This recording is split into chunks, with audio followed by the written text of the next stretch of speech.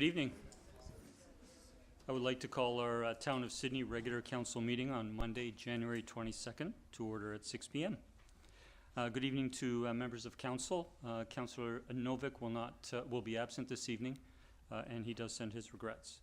To my far right is Councillor Duck, Councillor Duncan, Councillor Gurnett, myself, Mayor McNeil-Smith, Councillor Rintoul, and Councillor O'Keefe. Good evening and welcome to staff who are in attendance this evening, and good evening to members of the public, both here in the council chamber and to those who may be watching a recording of the meeting or the live webcast this evening.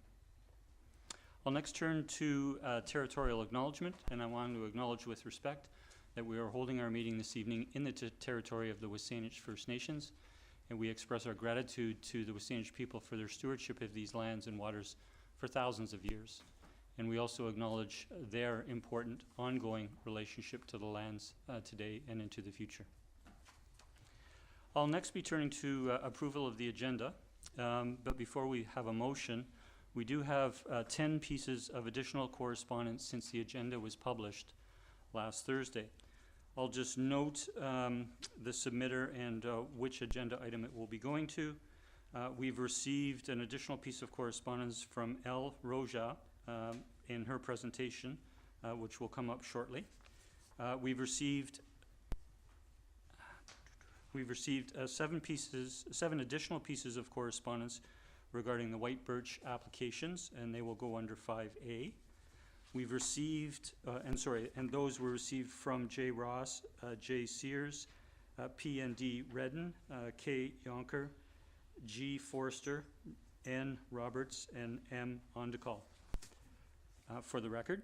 And we have a piece of correspondence from J. Welburn regarding the amendments, the proposed amendments to our parks bylaws, and that will go under agenda item 5C. And lastly, we've received a piece of correspondence from B. Fallett regarding the Summergate Village, which is under agenda item 13B. And with that, council, I would look for a motion to approve the agenda as amended. So moved as amended. Second. We have it moved and seconded. All in favor? The motion carries. Thank you. We're next turning to our public participation period. This is an opportunity at the beginning of each meeting for members of the public to come forward to the podium to address council on an item on tonight's agenda or on another municipal matter. Those wishing to speak are asked to give their name, their municipality, and if they are representing a group or an organization. After you identify yourself, you will have a maximum of 4 minutes to speak, and to be fair to all speakers, I will ask you to stop after 4 minutes, and we do have a timer just over in the admin area. I will now call for speakers to come forward for a first time, please. Good evening.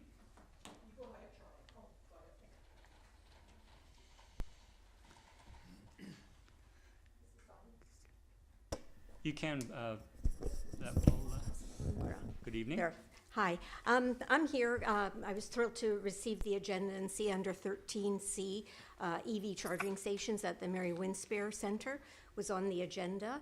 5 hours before that agenda was distributed, I received an email from Adam Olson's office from a constituent who was concerned about the need for and lack of accessible EV charging stations in our community.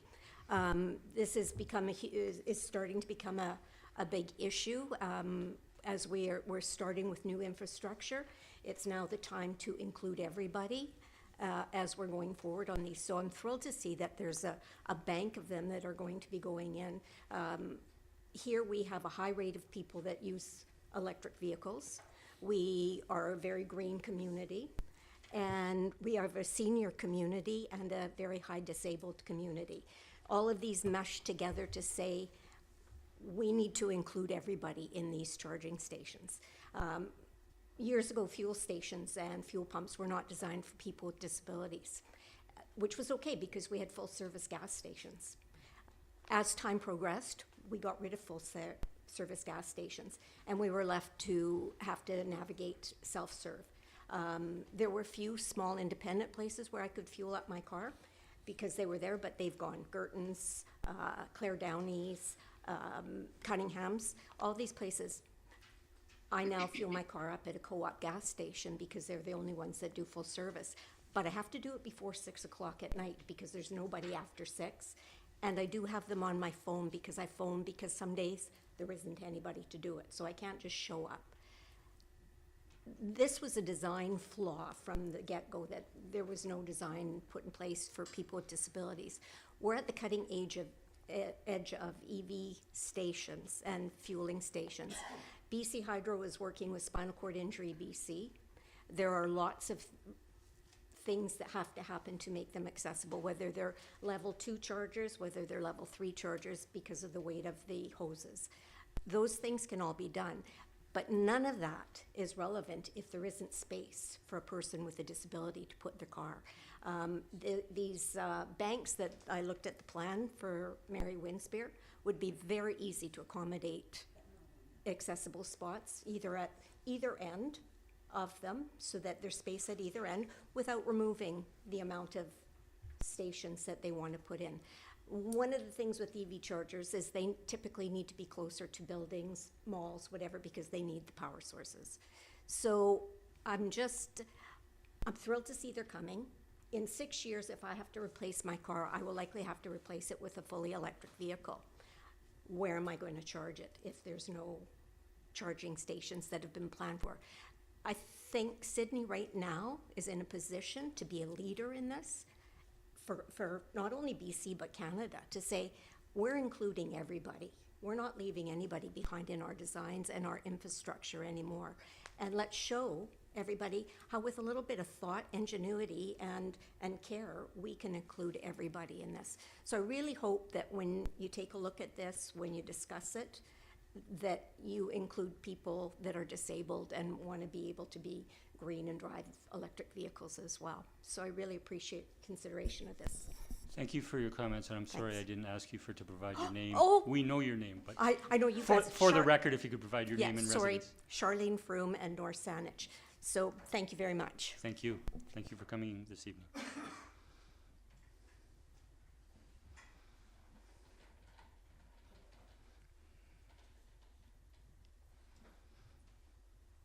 Good evening. Good evening.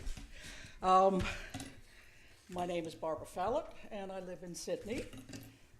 Hadn't anticipated making such a quick return engagement, but I'm here this evening for agenda item 13B, and in particular the section pertaining to Summergate Village, along with staff's recommendation. So I'd like to start off, first of all, by thanking Mr. Newcomb for responding to my emails this past weekend, providing me some clarity and a better understanding of staff's recommendation. In reading the report, it's abundantly clear that staff have not only heard the voice of the people, but have also worked to accommodate their wishes by coming up with a dedicated manufactured home park zone for Summergate. Unfortunately, I don't believe that zone will actually fly. I spent the better part of the weekend researching and now know more than I ever thought I needed to know about Manufactured Home Act, Manufactured Home Park Act, the Manufactured Home Tax Act. As well, I delved into the Local Government Act and especially Section 673. Under Manufactured Home Park, it says, land used or occupied by a person to provide spaces for the accommodation of 2 or more manufactured homes and for imposing a charge or rental for the use of that space. Thinking that staff may have access to resources not available to myself or that I'd overlooked something, I also reached out to the Manufactured Home Park Owners Alliance of BC, and they confirmed my conclusions. A manufactured home park is a designation that only applies to a land tenancy model and not a bare land strata. Therefore, the staff recommendation cannot be applied as it stands to Summergate Village. The R4 zone, as previously designated to replace the expiring LUC, the land use contract, and now Bill 44 directives, may not be a perfect solution nor without its challenges, and may no doubt leave some people disgruntled. However, I don't believe the challenges to be insurmountable. The strata may choose to pass bylaws limiting height and density, and these bylaws may, at some point in the future, be challenged on the basis of what the zone allows. But nothing in life is perfect, and there are no guarantees. But we certainly cannot square peg round hole a zone just because it looks like it might work. Thank you for your time and attention. I look forward to the discussion at 13B. Thank you. Thank you very much for coming forward. I'll call for a second time if there are speakers to come forward. Good evening. Good evening. David Calverley. I'm a resident of Sidney. And I have a pleasure this evening. I'm here speaking on behalf of the Sidney Community Association, and actually to invite the Mayor and members of Council to a really interesting event. Ties in nicely with item 13B. We're going to have a panel discussion on how the new provincial housing legislation affects members of the community here. It will be held at Sidney All Care on Mills Road on next Sunday the 28th from 2 till 4. There will be refreshments, and Dennis Carlson of the Community Association will be moderating. We have an interesting panel. Jordan Milne, the President and CEO of the GMC Group of Companies, well known to Council, and Vice Chair of Urban Development Institute Pacific. We have Peter Wainwright, also I suspect well known in this chamber after 7 terms. He will be there on behalf of Radio Sidney and will be recording for a podcast later. And finally, Jarrett Matanovich, who is the Director of Planning and Building Services for Central Sandwich, to give us the perspective from a planner. We expect to have some interesting presentation, some discussion between the panel, and then a lengthy, we anticipate, question and answer period from the public to try and pass on some information to the public. So please come. Everybody is welcome. Certainly Mayor, Council and staff, and hopefully we'll all learn something. Thank you. Thank you. Please come forward. If you can just press the button to make the mic live. Okay, sorry. I'm sure you recognize me from earlier. I'm Kathy Onker. I live in 2040 White Birch Road, and I sent you an extensive package today with photographs of items of concern to me regarding the 2060 development. One of the things of concern ongoingly is the use of this proposed development and how this will be modified in relation to the number of vehicles, trailers, buses, recreational vehicles that are now situated on this lot, which with the proposal, I'm wondering where those vehicles, trailers, parks, buses will be located, and what restrictions does Sidney have for including those on the road. I also put forward that the impact on our building 2040 will be significant for shading, and according to the developer's plans, this would directly impact the only common area we have for gardening and for residents to sit outside. I mentioned that there is now a commercial unit, a photography studio, in operation on that premises, and I don't believe it is zoned for that.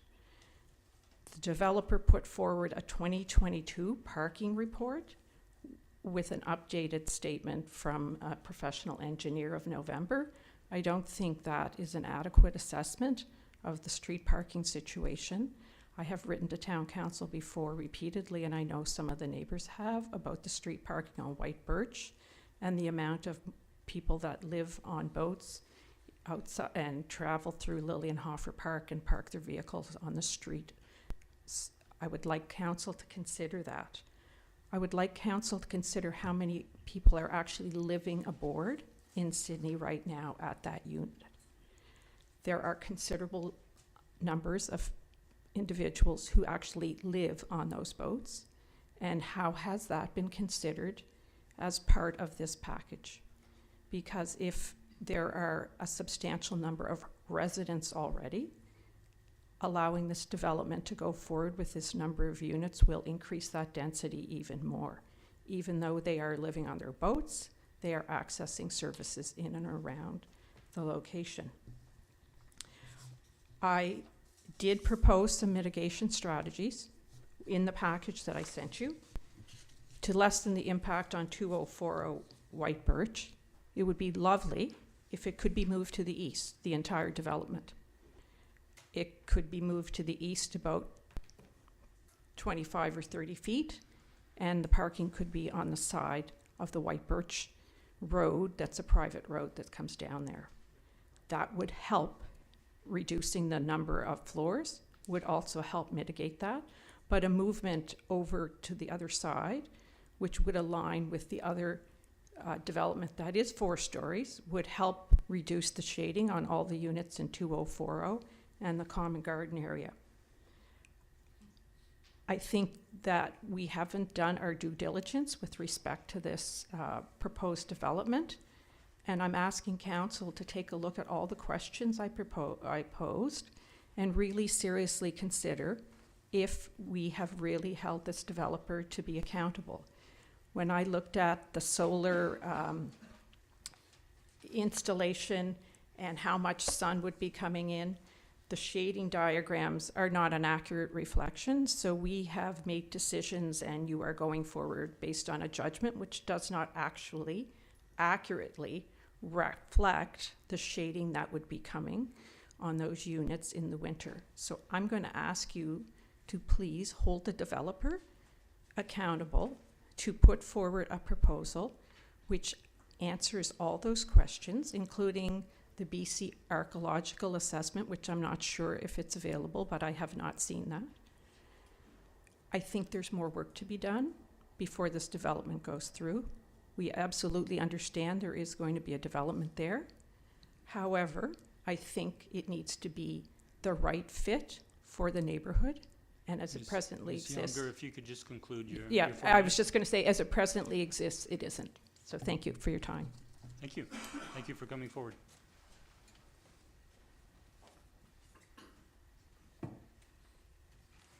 Good evening. Good evening, Mayor and members of Council. Thank you for giving me this opportunity to speak with you this evening. I'm here to, my name is Jordan Milne. I am the applicant on behalf of GMC Projects for the Cedarwood application, which is contained partly within item 12B this evening, report from staff. Thank you to staff for their work to bring this forward to you this evening. There's 3 things that I wanted to speak to. I'll be brief. I know you have a very full schedule this evening. One is as it relates to adaptability. When we presented to Committee of the Whole on November 6th, we brought forward and we spoke to committee about the plan that our application had, which was to locate all of the adaptable housing units for that project, the 20 total units over the 97 within the multifamily building. At that meeting and after that meeting, I got the opportunity to speak with a nice community member who's here this evening, Charlene Froome, who encouraged me to think not just about the seniors in the community and the folks living in that single level living, but the family that might have a child that has a disability, and how does that family respond? And could we find 1 or 2 townhomes that we could make adaptable? And so we took that to heart. As a father with young kids, I decided, yeah, let's see what we can do here. And we've identified building 4, which is a 3-unit building on Weiler that can be made adaptable. And the key differential for that is its basement level is above the floodplain construction level, meaning that the machine, the elevator that would get you to your garage to get out of your unit, that is not at risk. And so staff's intention, as per their report to APC, is to draft the zoning bylaw, should council give them direction, and to do so in a way that requires the 20% to be split evenly between the condos and the townhomes. That is a significant challenge for us. And so what we propose to APC is that we would keep the 20 of the 49 condos in the, i.e. 40% of the condo building as adaptable, and we would propose to add these 3 additional townhomes, meaning a total of 24% of the units on site would now be adaptable. And so I respectfully ask, if council wishes, to give staff direction to draft the bylaw in that manner without us having to come back to council and add additional time to process for reconsideration later. And I did send this plan when we developed this to Charlene Froome, and I have some exact words from her. I'm glad she's here tonight because I was very pleased with her commentary. We showed her the plans and the concept and walked through it. She says, this is wonderful. I like what you've done, and what your team is proposing is amazing. Thank you, in all caps, are some of the comments that we got. So just for background there. The second thing I'd like to bring up is as it relates to the parks contribution. Staff is seeking an additional contribution above and beyond the Parks DCC bylaw, and I think this may have come up at Committee of the Whole, where they asked for that as part of a consideration that was rescinded. We would respectfully ask that we not be treated differently than others. I know they've used an example of 2180 Beacon as an example for why we should contribute more. There's some key differentials. 2180 Beacon is 140 units, 1.63 FSR, all in a multifamily form with very limited outdoor space. We have 97 units, a 0.96 FSR. 22% of our site area is communal outdoor space. We have an over 9,000 or almost 9,000 square foot space just for the townhomes plus private outdoor space. We are kind of creating mini parks on site. So we don't feel that we need to go above and contribute more. We feel that we should comply with the Parks DCC bylaw that exists at the time that it's applicable for payment. And lastly, permeability. One of the recommendations that came from APC, and it's our fault for not being prepared to talk about this, was around permeability. And we thought it would be an easy solution. They said, yeah, make the driveway permeable asphalt or pavers. And I appreciate that Sidney's... Mr. Milne, with your 4 minutes expired, I'll ask you to just finish a sentence Sure. or two on the point. Sidney sits on clay, we sit on clay, and we have to dig down for the driveways, i.e. we sit on an impervious surface. We can't permeate into clay. And so we've designed for, i.e. we can't accommodate more permeability based on the site conditions. So we're asking that that specific recommendation, now that we know that, not be advanced. Thank you. Thank you for coming forward. I'll call for a third time for new speakers. Mayor? Councillor Garnett, So I think we've reached our 20-minute max and probably need to make a motion to extend. please do. I'll make a motion to extend the public participation period. Second. Moved and seconded. Any discussion? Seeing none, all in favor? The motion carries. Thank you, Councillor Garnett. Please Hi go there, ahead. thank you for doing that. I promise to be short. My name is Erica Canzula and I live in Sidney, and I'm here to talk about the 13B Summergate Village. First of all, I'd like to say thank you for recognizing our survey that we sent in from all of our owners. We went around and asked them all the questions, and that you have responded with the proposal that you have. Bringing up what Barbara has said, obviously that brings a big wrench into it, and so I'll wait to hear what you have to say about that and how that'll proceed. But I ask that through this process, and I know time is of the essence, that you keep us informed and that you allow us to respond to whatever your decisions are. Thank you. Thank you. Thank you for coming forward.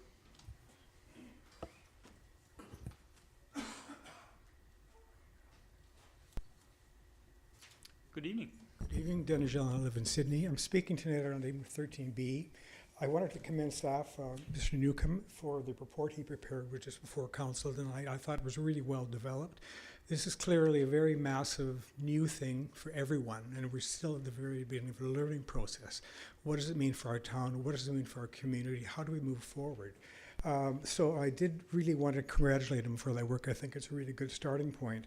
I think one of the things they didn't note in the report is the question of consultation.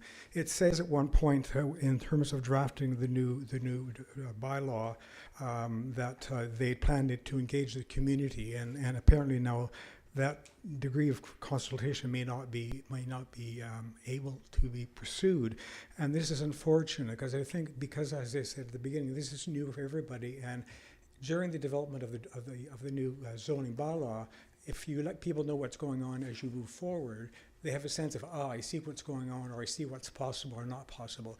If you develop a thing and it says, the document says draft the complete bylaw, that to me says, we pretty well got things sealed in concrete, and the opportunity for both to inform and engage will be lost. And at the end of the day, the product might not be as rich and as useful as it could be for our community.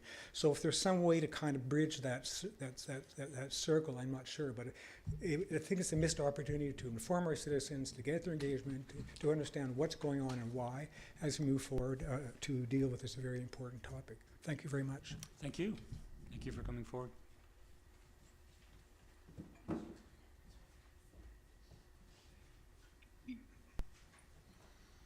Good evening. Good evening. Good afternoon, Council. My name is Brent Alston. I represent the applicant for 2060 White Birch, Marina Park Marina. I'm here to request your support for a development permit application.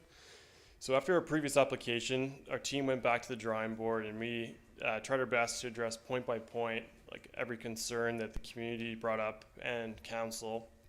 The previous design was well received, so we maintained that, but we did make a number of modifications, including we've reduced the density and the number of units, we've reduced our site coverage, we've increased landscape areas, we've increased setbacks from neighboring properties, reducing the shading effects, and we're eliminating all previous variance requests. We've reduced our height, we've improved privacy and reduced noise concerns from the removal of the rooftop amenity and the added landscape buffers. We've improved ingress and egress by increasing the private roadways width. We have 7 excessive parking stalls that's required by code to address the community's concern of lack of parking. And we've conducted a traffic study that regarding the community's concern on traffic. This concluded that the additional development related traffic can be added to White Birch Road without increasing congestion. So we feel that our changes made in our proposal strikes a very good balance of high quality design, reasonable density, and a high degree of compatibility to the neighborhood. The project won't make everybody happy, but we feel like we've done our best to thoughtfully address the community's concerns, and we feel strongly that the project has much more benefit to the community than setbacks. The one concern that Council brought forward last time is the rental, our request to remove the rental only restrictive covenant. We did that because of the last couple of years have been a lot of challenges in the industry with the volatility and rapidly rising interest rates and construction cost inflation. Luckily, things have somewhat calmed lately in that respect. Inflation's tapered down and bond yields are down. So, you know, we've renewed our optimism, and we've actually already applied to find this as a rental building, and that's our full intent. And we have a full consulting team ready to move on this very quickly, and we tend to submit by March 8th, which is when the new code comes in, and it really will be, if we don't make that deadline, it's going to add substantial strain to the feasibility and viability of this project. So the time's now. We ask for your support, and please help us, you know, bring much needed rental housing to Sidney. Thank you for coming forward this evening. Okay, go ahead. I'll turn to the next speaker. Hi, good evening. Good evening. I spoke last time very emotionally about how... If you could provide your name and residence, Hi. please. Good evening. I'm talking about 2060 White Birch Road, and I live in the adjacent or the immediate to the west of the building. And I will be greatly affected by... And your name, please. Oh, my name, Christine. Last name? Please. Knussmann. Thank you. Thank you. Sorry.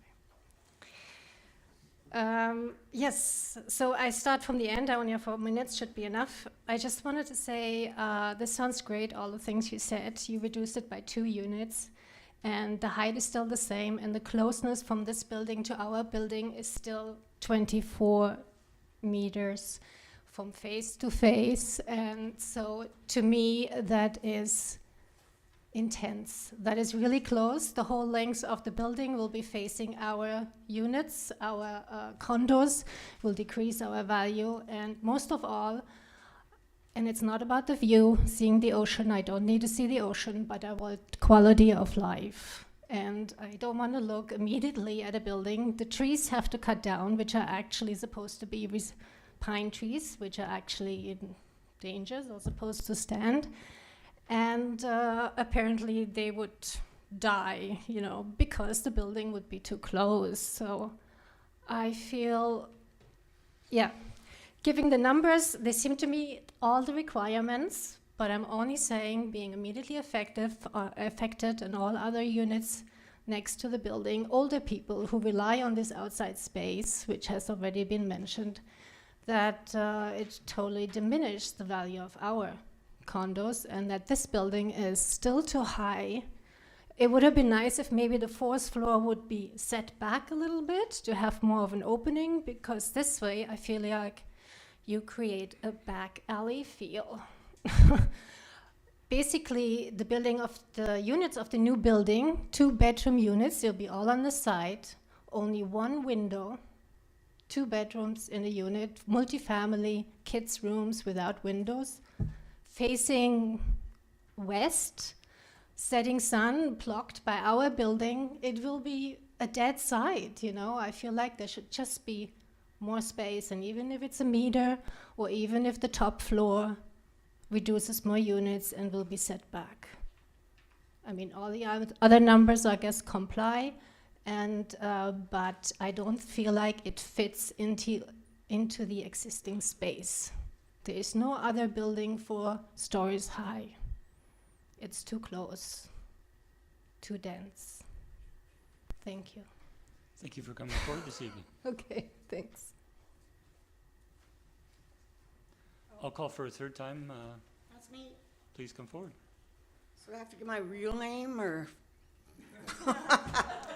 Do your best. Okay. So I too live at 2040 White Birch. I have no problem with the building. I look Sorry, at, for the record, ma'am, your name. oh, Lynn, and it is real. Okay. Cullen, Cullen. I live overlooking the parking lot, and I would rather overlook a nice new building than a parking lot where big trailers pull up in the summer and park outside my window. But that is not my point. I do want to make a comment, a question actually. Are the drive into the parkade, is that still going to be right in front of the 2056? That we can answer that question during deliberations. Oh, It's like not not a- right now? No, this is not an opportunity to ask questions of the proponent.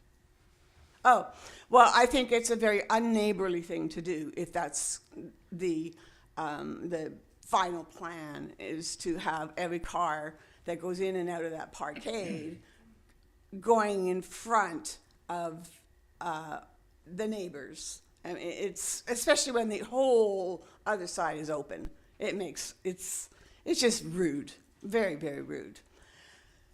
Now, so that's my comment on that. My next comment is to do with a drawing that was received, I believe it was from the township of Sidney, and it showed the new, the proposal, and then the property to the left, which is us, so the west, I guess, of the new development.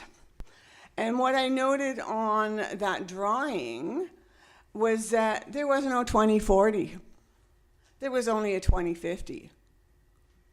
So I want to know whether the plan in the future, and whether any of you, I'd like all of you to go on record for me, please, and tell me if you know if there are development plans from Alston or any other builder associated with Mr. Lindholm to redevelop 2040, 2050. Are you aware of anything? Yes or no? Start with you, Councillor. Sorry, Duck. ma'am, questions are directed through the chair, myself. Oh, I'm sorry. Not familiar with the process? And but the answer to your question is no.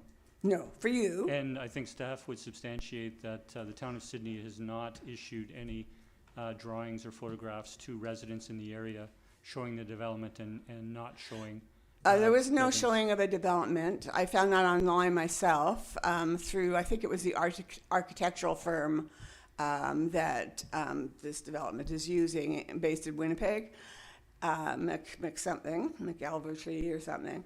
But so Please go ahead with your. my question is, I would like to know from council whether they are aware of this drawing that shows only 2050, because that means No, that there's. the answer is no. That's just you. What about the rest? I'm answering on behalf of council, because if I was aware of it, all of council would be aware of it.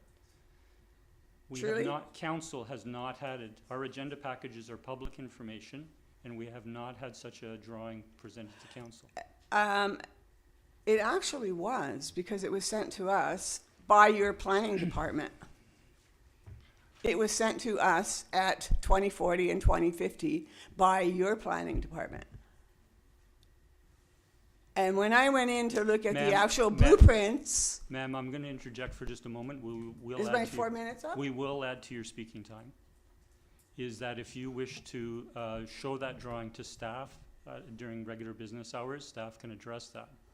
But as I've indicated, staff would not have forwarded that to the residents, and it has not been forwarded by any outside party to be part of council's information. I think Councillor Duncan knows more. I've answered, that's the answer that you're being provided with this Okay. evening. We will add to your speaking time. Please continue. No, that's all I had to say, was I wanted to know if you were aware that the drawing that was sent to us in 2040 and 2050 showed no more 2040. It did show 2030, and it showed 2050, but it did not show 2040, 2050 in the same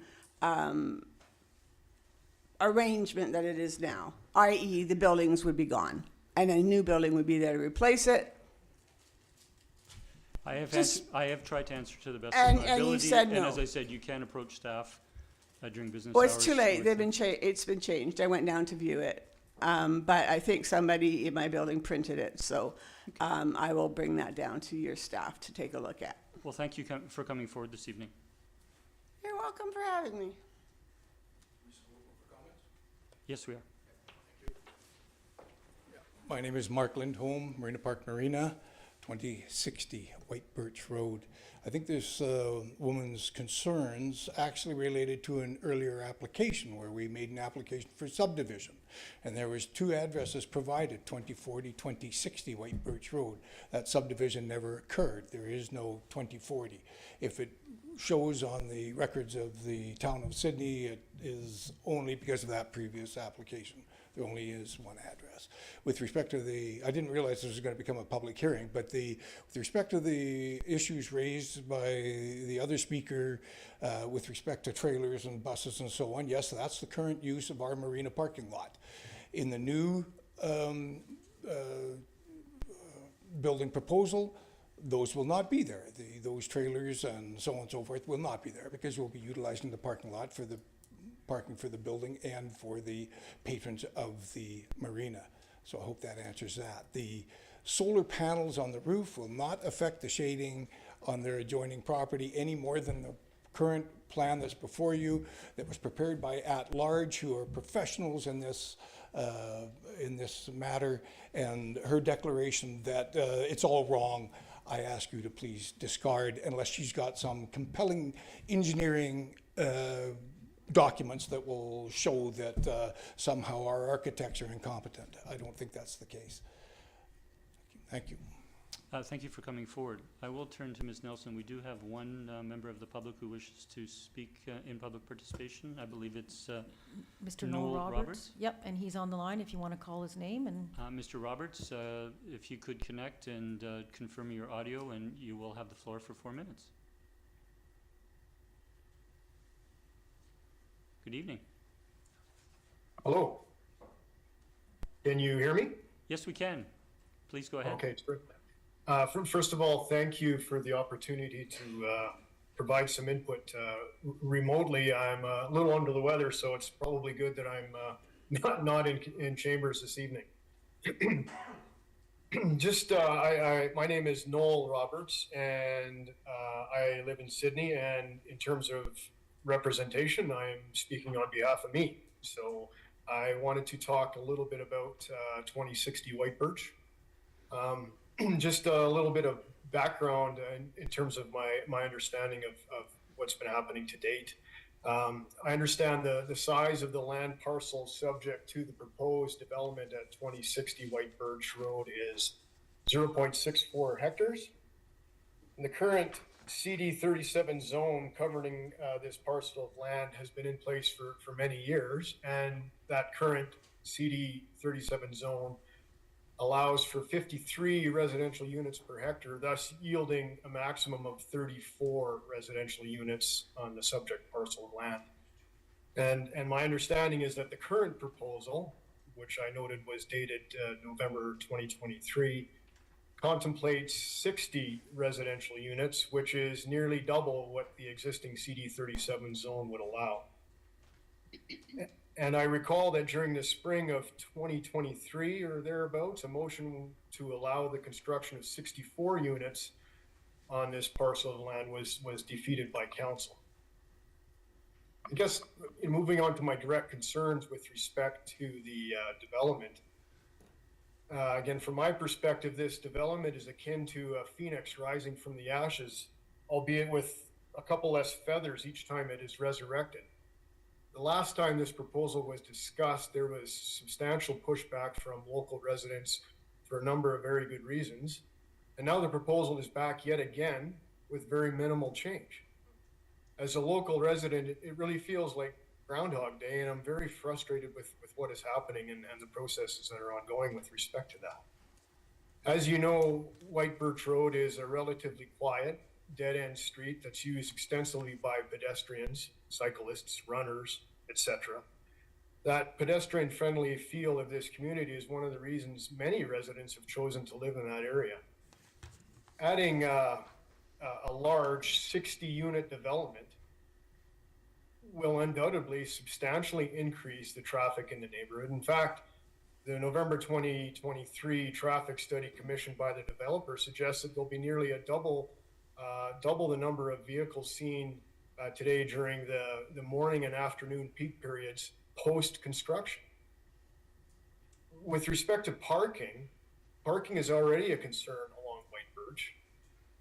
Adding 22 one-bedroom apartments plus 30 two-bedroom apartments plus 8 three-bedroom apartments, along with 63 marina slips plus workers, visitors, deliveries, all of which to be serviced by 100 parking stalls as proposed, it seems to me it is untenable. The net result of that process would be a parking debacle that's going to be borne solely by the existing residents. Mr. Roberts, I'd ask you to finish with one sentence after your 4 minutes is concluded. Sure. I know I'm not against development of this parcel of land. However, I'm very much opposed to changing the rules of engagement to enable the developer to build nearly twice the number of units as prescribed by the current zonation without due consideration for the interests and well-being of the existing community and its residents. I believe council should direct a developer to come back to the table with a project that is consistent with the zoning restrictions that have been in place Mr. Roberts, for a very long thank time you. for very good reasons. Thank you for your speaking this evening. Thank you. Seeing no further speakers, I will were you wishing to come forward, sir? Please.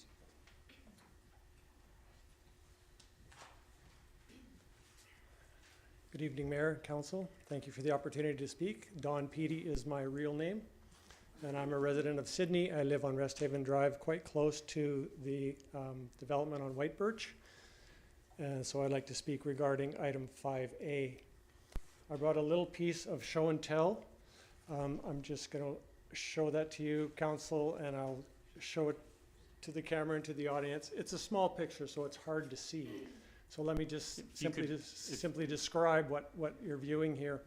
This is the area of Resthaven, White Birch, that whole area in about 1970. And many of the homes that are in that area now did not exist.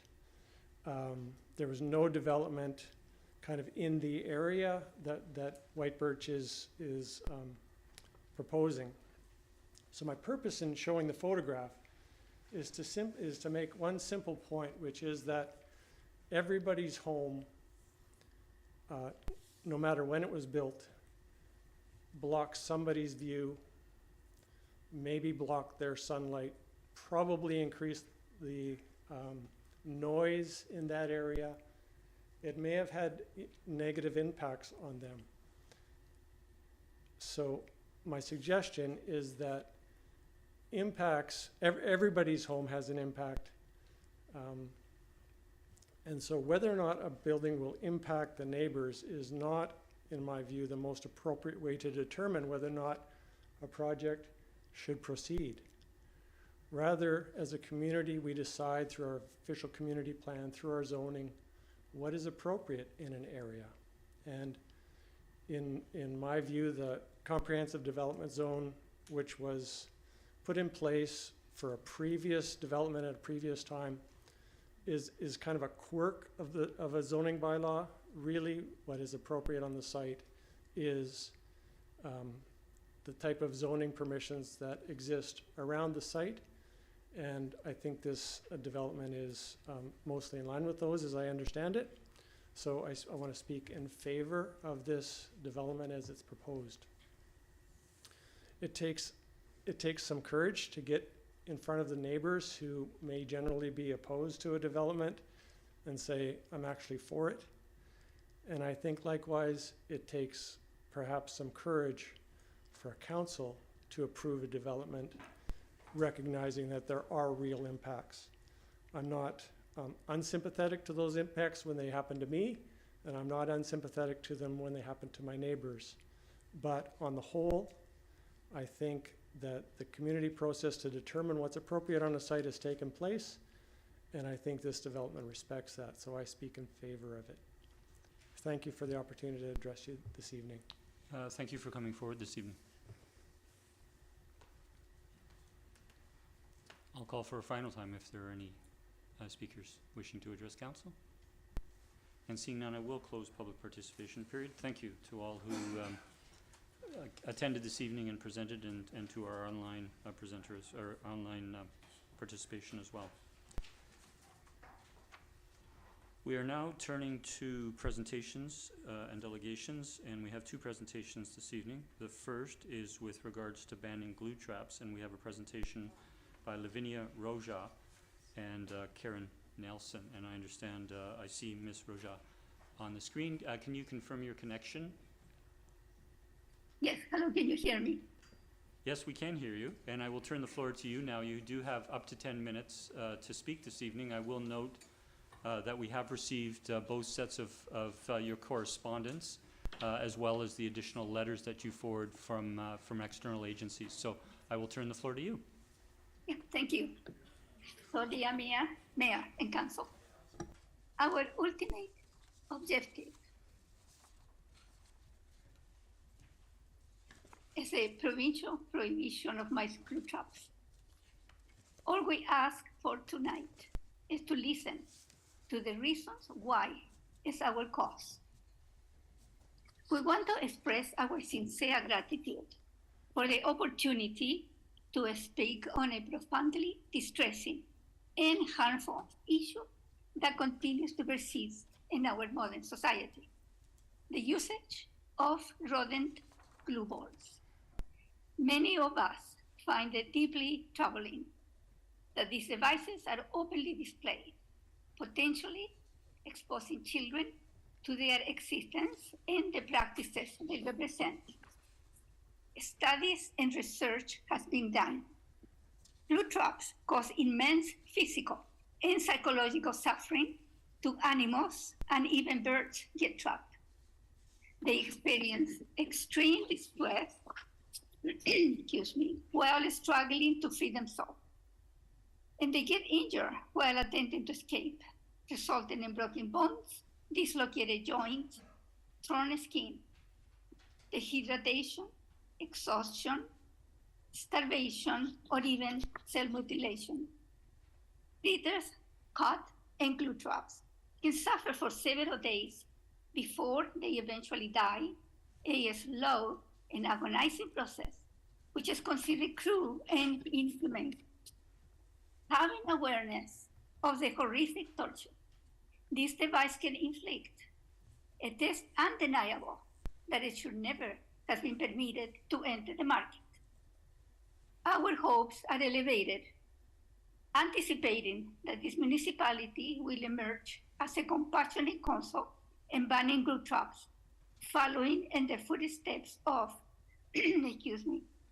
England, Iceland, Ireland, New Zealand, 2 states and 1 territory in Australia, and many US states. And hundreds of companies and other entities have prohibited their sale or use. I believe that I have informed you that 2 municipalities will co-sponsor a resolution at the IBIC convention this April. Any questions? Thank you for your presentation, Ms. Rojas. I'll turn to council if there are any questions. Seeing none, thank you for your remarks in your presentation this evening, as well as the information in your both of your letters. As you've indicated, 2 of the 13 municipalities in the capital region have, one is passing a motion and another will pass a motion co-sponsoring a resolution that is now in the agenda package as of Ms. Rojas' most recent correspondence today. That resolution will go to the Association of Vancouver Island Coastal Communities. It's a sub-region of the province of 53 municipalities that meet on an annual basis and pass resolutions that then go to the Union of BC Municipalities, the full province, for consideration to go to the province to advocate for a variety of things, and in this case it would be to advocate the banning of glue traps. So we do thank you again for the presentation. You're very welcome. A number of members of council attend the AVICC convention each spring, and each elected representative is able to cast votes on these motions that come to the floor. And I know our council members who attend will give this matter due attention when they attend the conference. So, Great, thank you so much. thank you. Have a good evening. Thank you. My colleague, Karin. I'll turn to item. Sorry, thank you. Hello, Karen. Would you like to come forward? Yes. Karen Nelson. Sorry. In support of this as well. Yes, there is still time within the presentation. Go ahead. Okay. So, yes, thank you for the opportunity to speak to you tonight. I'm also here tonight to advocate for a ban, provide some more information on banning the sale and use of glue traps for animal control in the municipality of Sidney. Sorry, my name's, you got Karin Nelson, and I'm from Salish. Glue traps used for rodent control are indiscriminate, which means they also catch non-target animals, including wildlife such as squirrels, rabbits, and other small mammals, as well as reptiles and birds. The Wildlife Rescue Association of BC is increasingly busy each year and has reported more than an 87% increase in intakes at its wildlife hospital since 2019. And animals injured in glue traps factor into this number. In keeping with the province of BC's recent ban on escars, which are second-generation anticoagulant rodenticides that unintentionally kill owls and other predators who eat the poisoned animals, glue trap use should also be banned because of their role in indiscriminately killing wildlife. Glue boards simply are not an effective long-term method of rodent control. These devices may be effective in the short term at catching a few animals, but they do not provide a long-term solution, which is, of course, the preferred goal. The harm and suffering they cause, as Lavinia mentioned, far outweigh the good that they do. Ongoing public education is needed, and possibly enforcement, and helping people realize that unless the conditions that encourage the unwanted animals to take up residence in the first place, that is, root causes, are addressed, it's highly unlikely that other unwanted animals simply won't move into the vacated territory. You may have heard the term that nature hates a vacuum. It's worthy to note that mice have recently, from a intelligence standpoint, mice have recently passed the mirror test. This is the scientific standard by which sentience and self-awareness are measured. Elephants, dolphins, chimpanzees, for example, are animals that have passed that test. By removing the availability of glue traps in stores, the public is far less likely to turn to these cruel and indiscriminate traps that are a threat to biodiversity and will instead be encouraged to follow the advice of the Humane Society and pest control companies in adopting ways of dealing with unwanted rodents that are not only more humane but more effective. We are currently, as you I'm sure know, are in a biodiversity apocalypse, and everything that we can do to preserve animals and nature, which are part of our world, must be encouraged. So I'm hoping that this council is willing to support the end of the sale and use of glue traps in your municipality, and whether it's through the AVIC or making a local move to make that happen, that would be great. It's a very easy and effective way to make Sidney a much more compassionate community. Thank you. Thank you for coming forward. Councillor Duncan.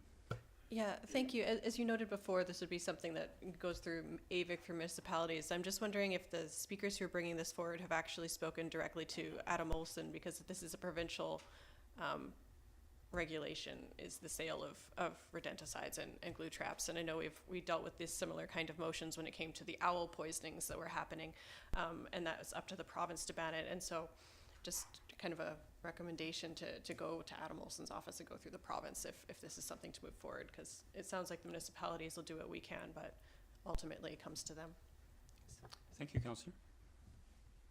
We'll turn to our next presentation under 4D2, and it's the 2023 Annual Report and 2024 Operating Plan for the Shaw Centre, and I'm pleased to welcome Pauline Finn, Executive Director, and Brian Liversedge, Treasurer of the Shaw Centre for the Salish Sea, and I do want to acknowledge Alan Lane, Board Chair, who's also in attendance this evening.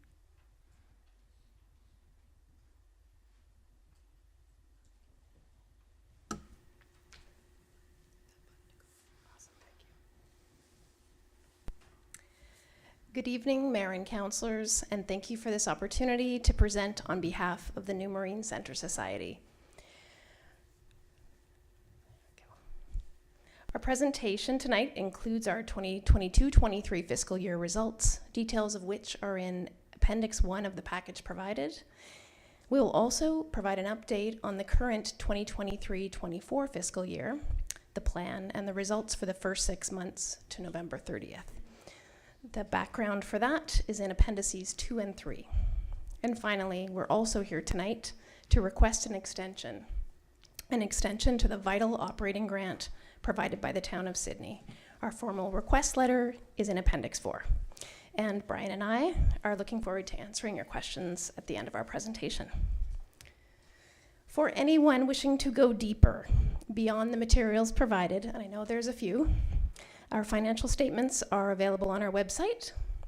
And for some context, the first time I appeared before this council was January 28th, 2019. At the time, our organization was truly in crisis. And I was 5 months into my executive director role. Things were so uncertain that I accepted this job knowing that I could be leading the heartbreaking work of permanently closing down the facility. A lot has happened since that time. Important capital investments, the creation of a new changing feature exhibition space, the development of a community-informed 10-year strategic plan, and COVID. We're now planning, tracking progress, and regularly meeting or exceeding established targets. Our results show that we've become a disciplined, ambitious, and creative organization committed to positive change for this community through our vision for a healthy and diverse Salish Sea, actively sustained by people and inspired and informed by our centre.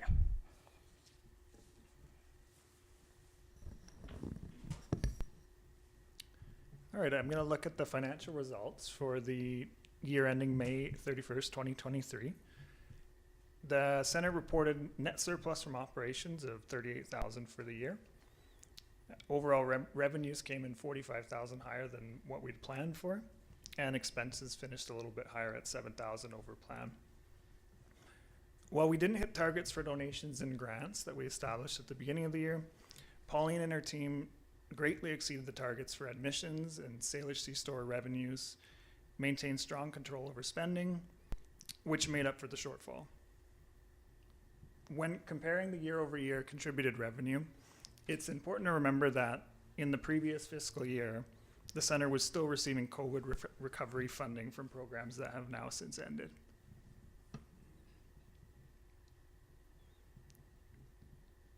Drawing on the prior year's reserve, $62,000 of capital investment took place during the year. This investment included work to revitalize our visitor experience, as well as the purchase of important backup life support equipment. In 2020, with guidance from town officials, we formalized our net asset management by establishing a capital reserve fund and clarifying our fund account balances.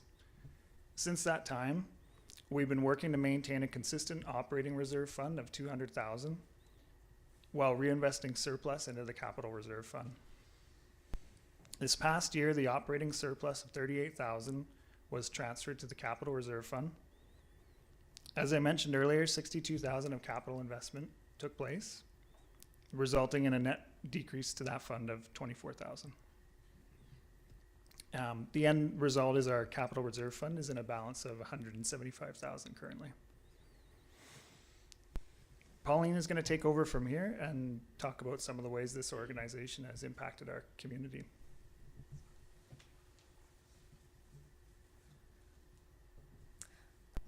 All right, so last year, our crew of 140 volunteers and staff served over 70,000 visitors.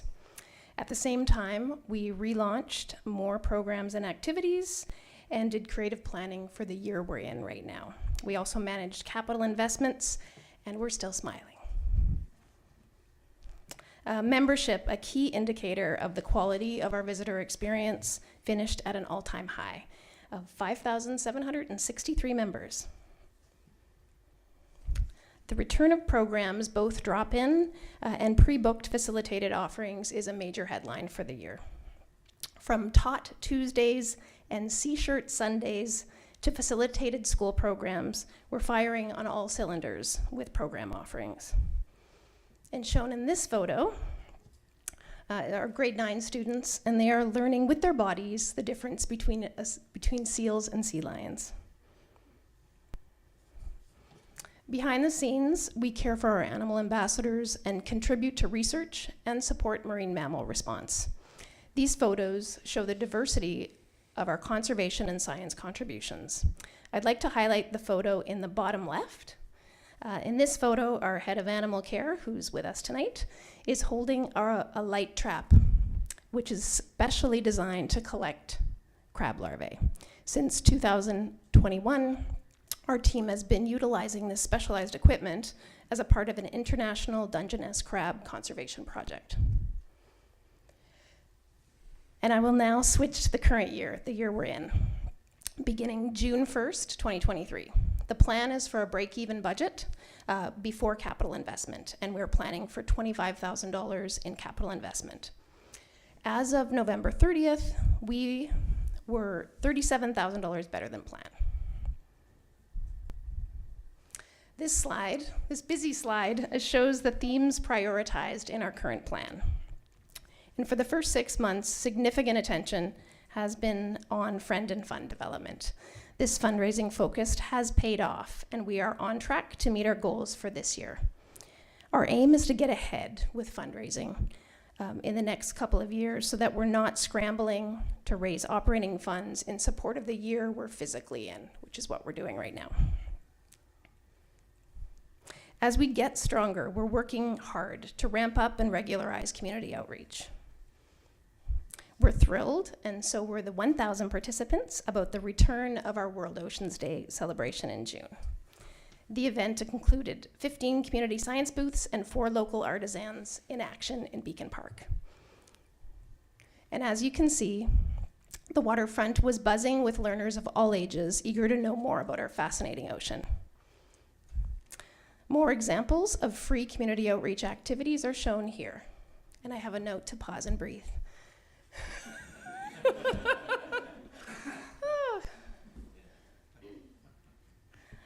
Also, summer camps are back. These deep engagement learning opportunities for children were offered last summer for the first time since the pandemic. They sold out within a few weeks of promoting. We had a great summer, and we're now getting ready and getting calls for summer 2024. So pictured here are 3 of our awesome summer staff: Rowan, Jamie, and Quinn. All of these talented young people are Salish Sea Summer Camp graduates, who are now sharing the wonders of the Salish Sea with this community. Additionally, all three are pursuing studies nurtured by their experiences with our center. So back to our vision. The story of Rowan, Jamie, and Quinn demonstrates how we are already living into our strategic plan, but we're just getting started. I hope you can all appreciate how far we've come in the last 5 years. With the committed multi-year support from the town of Sidney, we have been able to shift from surviving to thriving. And now we can think and plan for the longer term. We have a lot more to do for this community. In the spirit of long-term planning, and with the goal of realizing and sustaining our full potential, we humbly request an extension to the annual operating grant for from the town of Sidney. This update shows strong annual operating results, regularized capital investment, and stories of community impact. We hope you agree that we're an excellent long-term investment for the town. Thank you very much for your presentation. Yep. Sorry, did you have a... Nope, that's it. I was just going to end it. So, okay. Are there any questions? Okay, well, I saw questions on the screen. Brian is the closer. You beat me to it. Well done. I will turn to our council liaison to the Shaw Centre, Councillor Gurnett. Thank you, Mayor. Thank you, Pauline and Brian. I hope I can be informal since we've been chatting for so many meetings over the time for your presentation. I also want to acknowledge that other than the chair, there are several members of the board that are in attendance. I think some staff and maybe even some volunteers. So appreciate you all being here tonight. I have 3 questions. Do you have a confirmed date for the Drawing Connections exhibit, which is to be your next coming? Do you have it off the top of your head? Say again? 22nd, is that the Friday or the Saturday? I think it's February 22nd, but I might have to look at a calendar. We were deliberately a little bit vague, but we do have an That's opening a Thursday, if that helps you. Okay, no, it's definitely the Saturday. So it's the 24th then, probably. Yeah. 24th? Yeah. Okay. Heather's nodding. She knows. Heather has a deliverable. One of our board members is making one of the exhibits, so she knows the date. 24th. 24th of February. Second question, in Appendix 3, you mentioned the contributed revenue, and it was, I think you started the year at 65,000, which was 30% of your total of 188 that you were hoping for. Yep. Do you have any more updates? Are you any further along, or? So I can give you just a really high-level update up until today. We're really close to the entire amount, which is 188,000. Since November, we were fortunate to get a successful gaming grant, which is the biggest we've ever received. So that really kind of filled the gap that we've been working on. So we're still going hard because we have to raise money for next year, and we really do want to get ahead. The idea of raising your operating money in the year you're in is very nervous-making. Glad to hear that. The last question, then I have one comment after. You mentioned the 37,000 net, I think was from net income from operations, I think to the end of November, which is the first half of the year. Your plan was for -5, so you're actually $42,000 ahead of the game. And I think over 7,000 visitors ahead of where you plan to be. So since November, you've had December and January. I know you track these things. It's kind of who you are. Yep. Is that trend still sort of continuing? Yeah, we're feeling really positive, and I have a board meeting coming up, as you know, Yes. and I'm going to be talking a little bit about capital investment and some tweaks and maybe bumping something else up to the top. Awesome. We have that list, and we're always eager to get that work done. Great, and I'll just close with a comment, if I may, Mayor. I think I was at that meeting in 2019, as I think 4 of us were here. And yeah, the change has been dramatic. I said to myself when I was looking at your package that I actually don't even recognize the organization. It looks like completely different from when it did 5 years ago. So congratulations on that.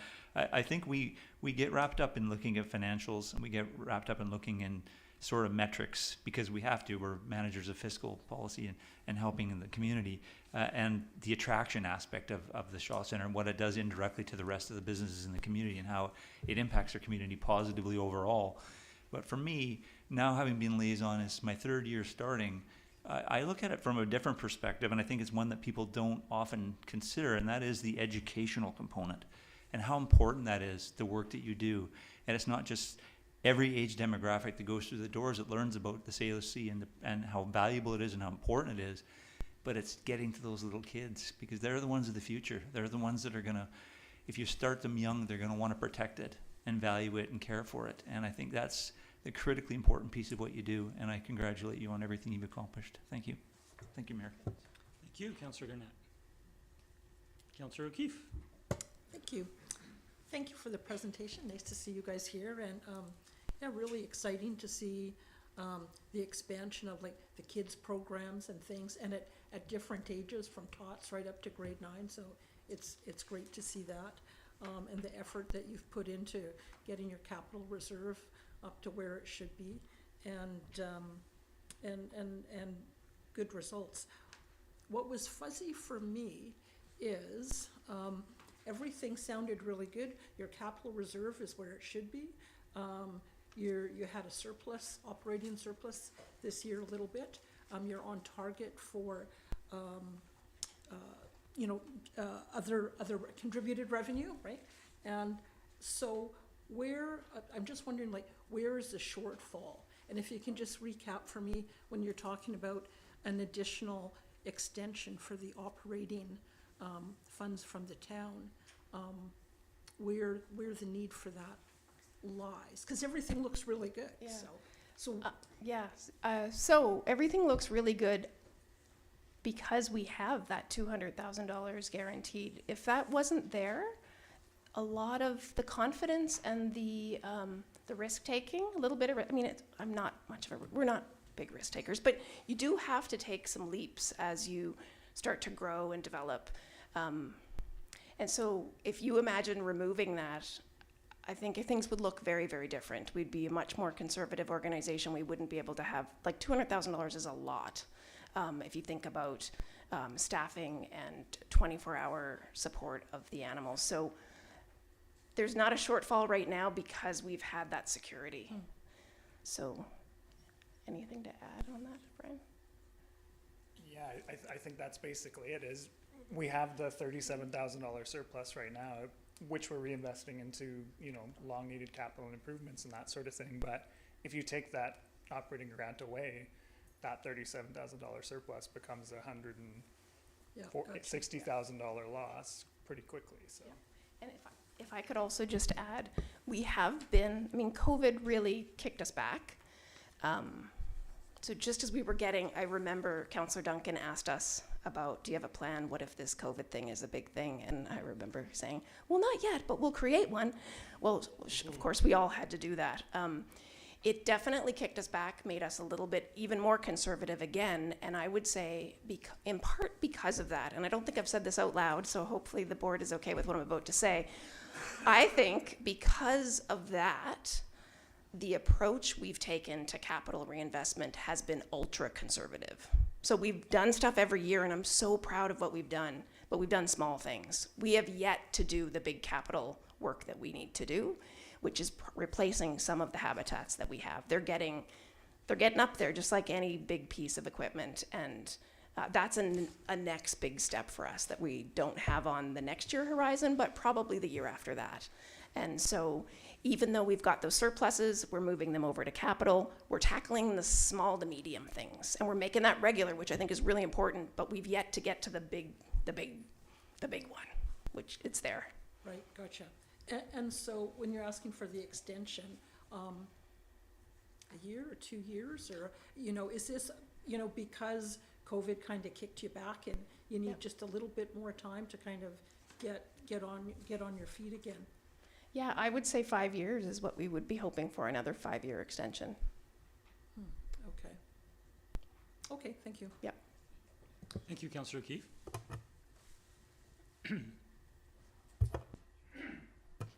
Excuse me. Seeing no other speakers, I will just want to comment in a positive way. Thank you for the presentation. Thank you for the amazing results and highlighting where you've come from the very significant challenges in 2019 to today, as well as in the face of the pandemic. The results are amazing. All of the metrics and colleagues have commented. But I want to acknowledge and thank the volunteer board of directors. all of the staff that work at the center, the committed staff, and the 140 Oceaneers. I don't think there's another organization in the community, and one thing that is always I always find fascinating when I visit the center is that there are volunteers from young teenagers up to age 83 presently. And it's just a unique experience to go to, say, the touch pool, and you have a young teenager and you have a senior together, and they're sharing their enthusiasm and their passion, and I think it just brings people in to have a great experience at the center. So congratulations for building that team of Oceaneers. It's remarkable in our community, and wish you very long continued success. Great. Thank you so much. And again, it's all built on the folks before us. We've got staff, Oceaneers, board members here tonight, and yeah, it's a team effort. So thank you so much for giving us this opportunity. You're welcome. We'll close the presentation, and given the request, so if you do wish to be seated, we've concluded the presentation now and Q&A. Okay. And will now, council, we do have, given the request for the continued funding, we do have a recommendation to refer the request to our 2024 budget deliberations. If I could have a mover and a seconder. I'll move that we refer to 2024 budget deliberations. Second. Any discussion? Seeing none, I'll call a question. All in favor? The motion carries unanimous. Thank you. That completes our presentations this evening, so we're now turning to bylaws. And under 5A, we have bylaw number 2263, which is a zoning amendment number 44 to our zoning amendment bylaw at 2060 White Birch Road. I'll just pause a moment for the Salish Sea folks to thank you for coming this evening. Just before turning to staff for an introduction on this, on these zoning amendment bylaw changes brought forward, just to clarify for members of the public here watching the live webcast, that our process this evening is to consider, first consider the zoning bylaw, and so that's what this first item is. And for us to proceed with that, we will give first reading, we will go to second reading, and we will deliberate at that time whether to continue. And we could proceed this evening to continue or to approve or not approve the bylaw, zoning bylaw amendments.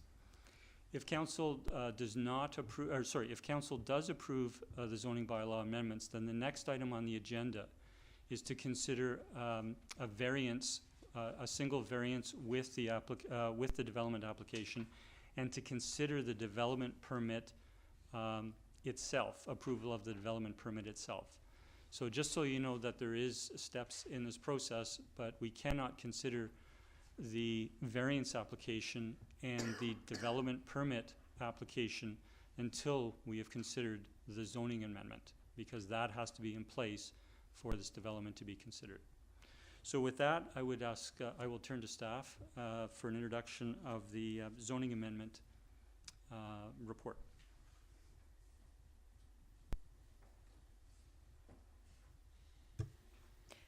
Thank you. Through the mayor to council, the proposed zoning bylaw would be to amend the CD 37 zone as indicated in the bylaw contained in the council package, to change the way density is calculated and to increase the lot coverage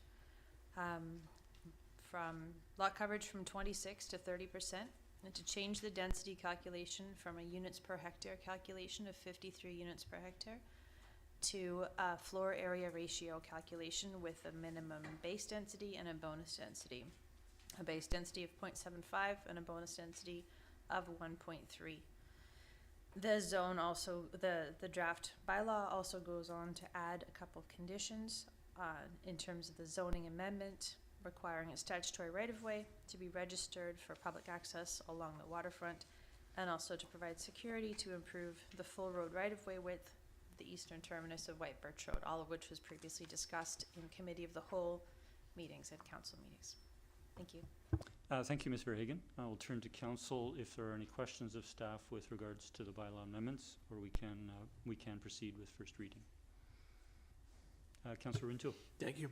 If staff could just speak to this, the changes as proposed in the context of our current OCP, please.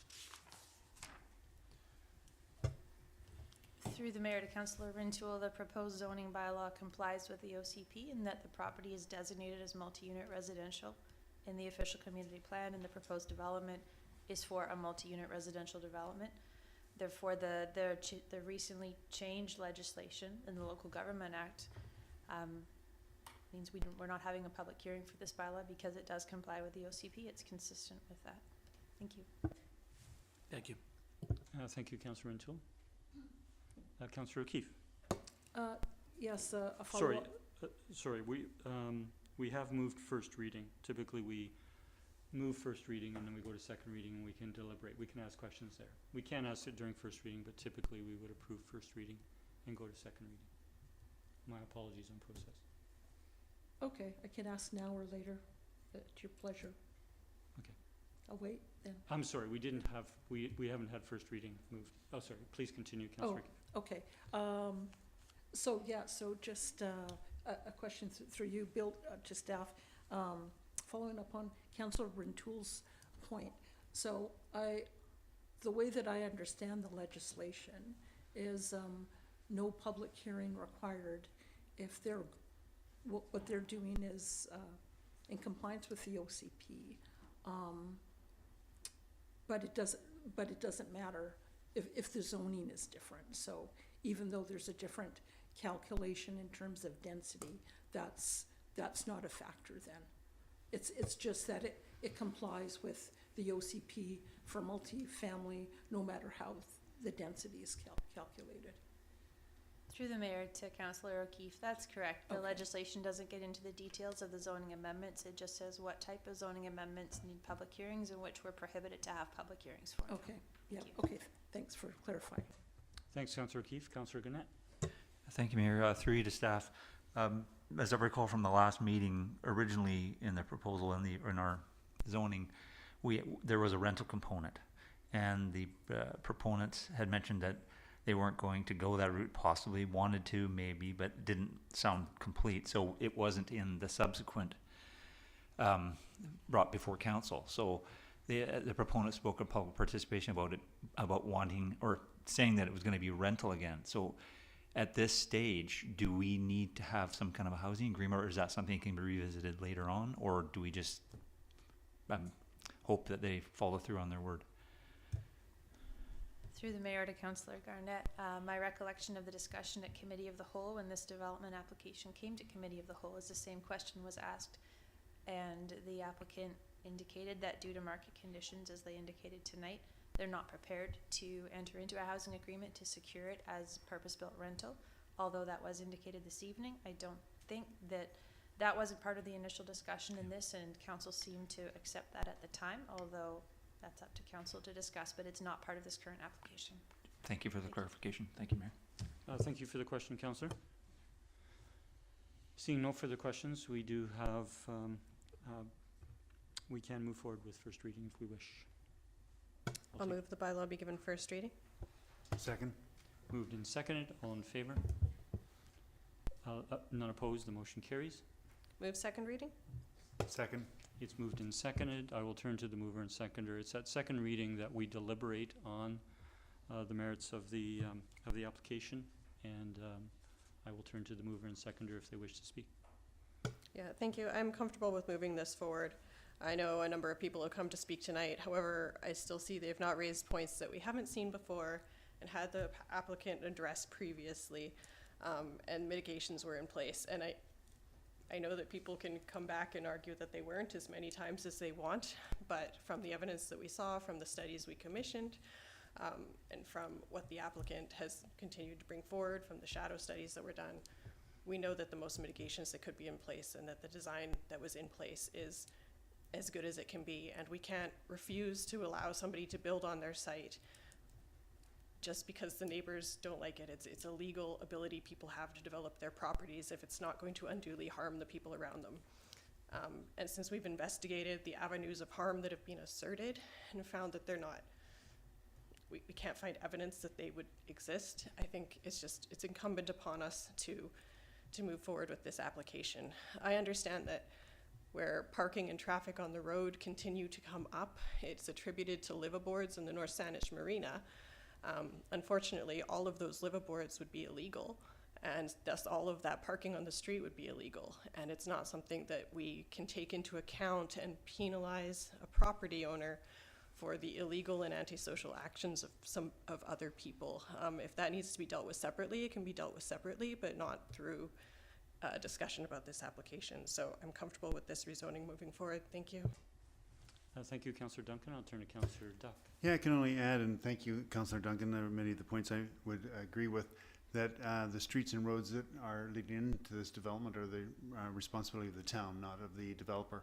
And certainly, as Councillor Duncan's mentioned, the liveaboards are, again, not the responsibility of the developer.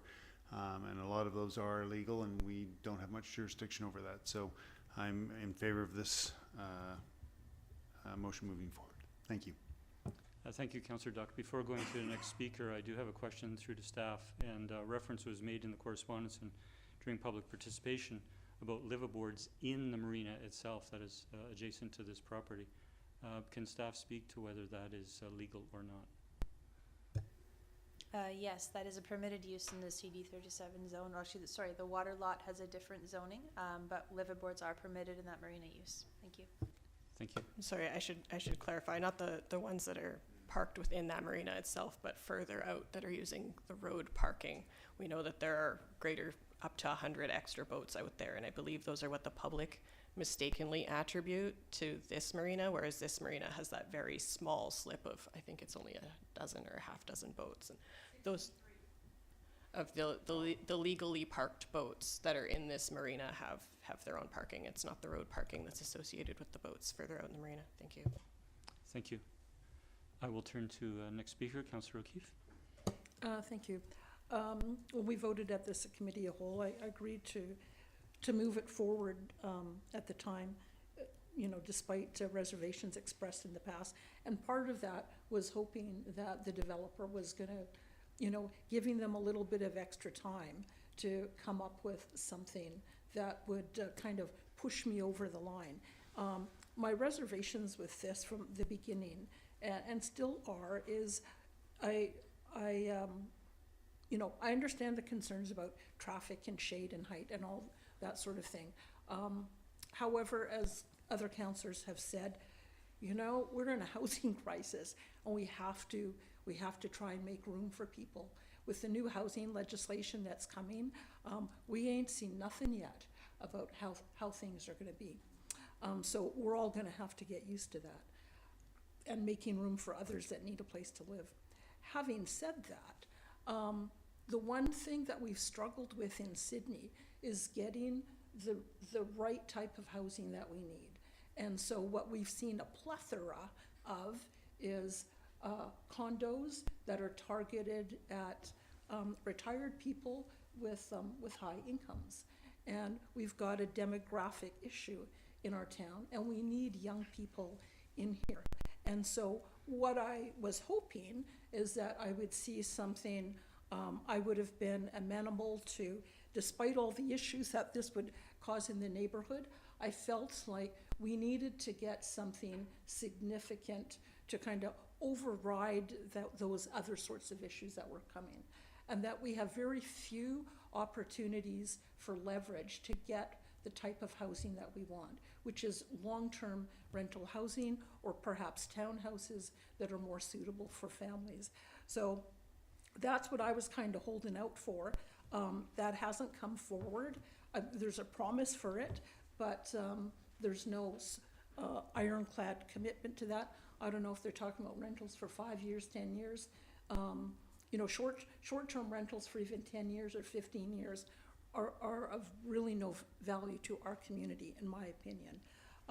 So for those reasons, and because I don't see any significant benefit aside from more units that will cater to a population that we already have, I'm not in favor of seeing this go forward. Thank you. Thank you, Councillor O'Keefe. Councillor Garnett. Thank you, Mayor. Appreciate having the opportunity to speak. I just want to reach out and thank everybody who sent an email and people who spoke this evening. Very appreciative of that. I want to acknowledge that your concerns are legitimate. And thank you for bringing them forward. I think it's important to keep in mind that when people make the effort to come forward, they feel strongly about it, and we have to acknowledge that. So I'm acknowledging the fact that I understand where you're coming from. I had similar concerns to Councillor O'Keefe. One of the things I do want to say before I go into this is there's a continued narrative in some of the emails we're getting about a road going from White Birch to Resthaven. I don't know where that started, but I wish people would realize that that's not a reality. It was never part of this application. It's not anything town staff have even talked anything about anywhere at any time. So I hope that would be put to rest finally, because it's still recurring and it's just not true. As far as the development goes, the concerns that I mentioned earlier, I think even with a 34-unit building, as I've said previously, I think a lot of those concerns would still be legitimately there, because the units would be bigger and people are likely to have 2 cars in each. So you're looking at 68 cars, possibly more, if they built to what they are allowed to. And the shadowing, depending on where they put the building, and all those other factors that people are talking about are all issues that could still happen. So I don't think that's necessarily a concern for me from this perspective. Coming into this meeting, based on the last meeting we had, I was in a similar position to Councillor O'Keefe, and I wasn't going to be supportive of this because of the rental component. And where I differ with Councillor O'Keefe is that this is also, in our housing needs assessment, it's not just our biggest need is below market, near market rentals, no doubt about it, but rentals is a big issue across the entire country and is in our community as well. And we need rentals that are more expensive, because we've seen from different organizations that have come in here, we have high-end occupations in this community, and they're having trouble bringing them in because they have nowhere to live. They don't have the down payment for a condo, but they can afford higher rents. And that's an important component, because these organizations contribute millions and billions of dollars to the industries in Canada. So I think they are a target group we need to access. And because you've now said, and I'm going to hold you to your word, that you're going to make this a rental building, I think you're meeting that need that the community needs. And that is the one thing for me that was the most important part of this, the most important piece of this development proposal. And if that will take place, then I will support this, and I'll support it tonight, and just trust that what you've said earlier will be what you will do, because from a housing perspective, this is a really important piece that we don't often talk about. Thank you. Thank you, Mayor. Thank you, Councillor Gannett. Councillor Wintoul. Thank you, Mayor. And I'll echo Councillor Garnett's comments, thanking the community for coming out for their feedback again on this project. And you know, I feel as I've watched this evolve, the project has gradually improved as we've seen it come forward on various occasions, albeit marginally, and I know not meeting the expectations of the majority of the immediate neighbors. You know, having said that, we've seen this project, how it's been summarized as clearly aligning to our new official community plan.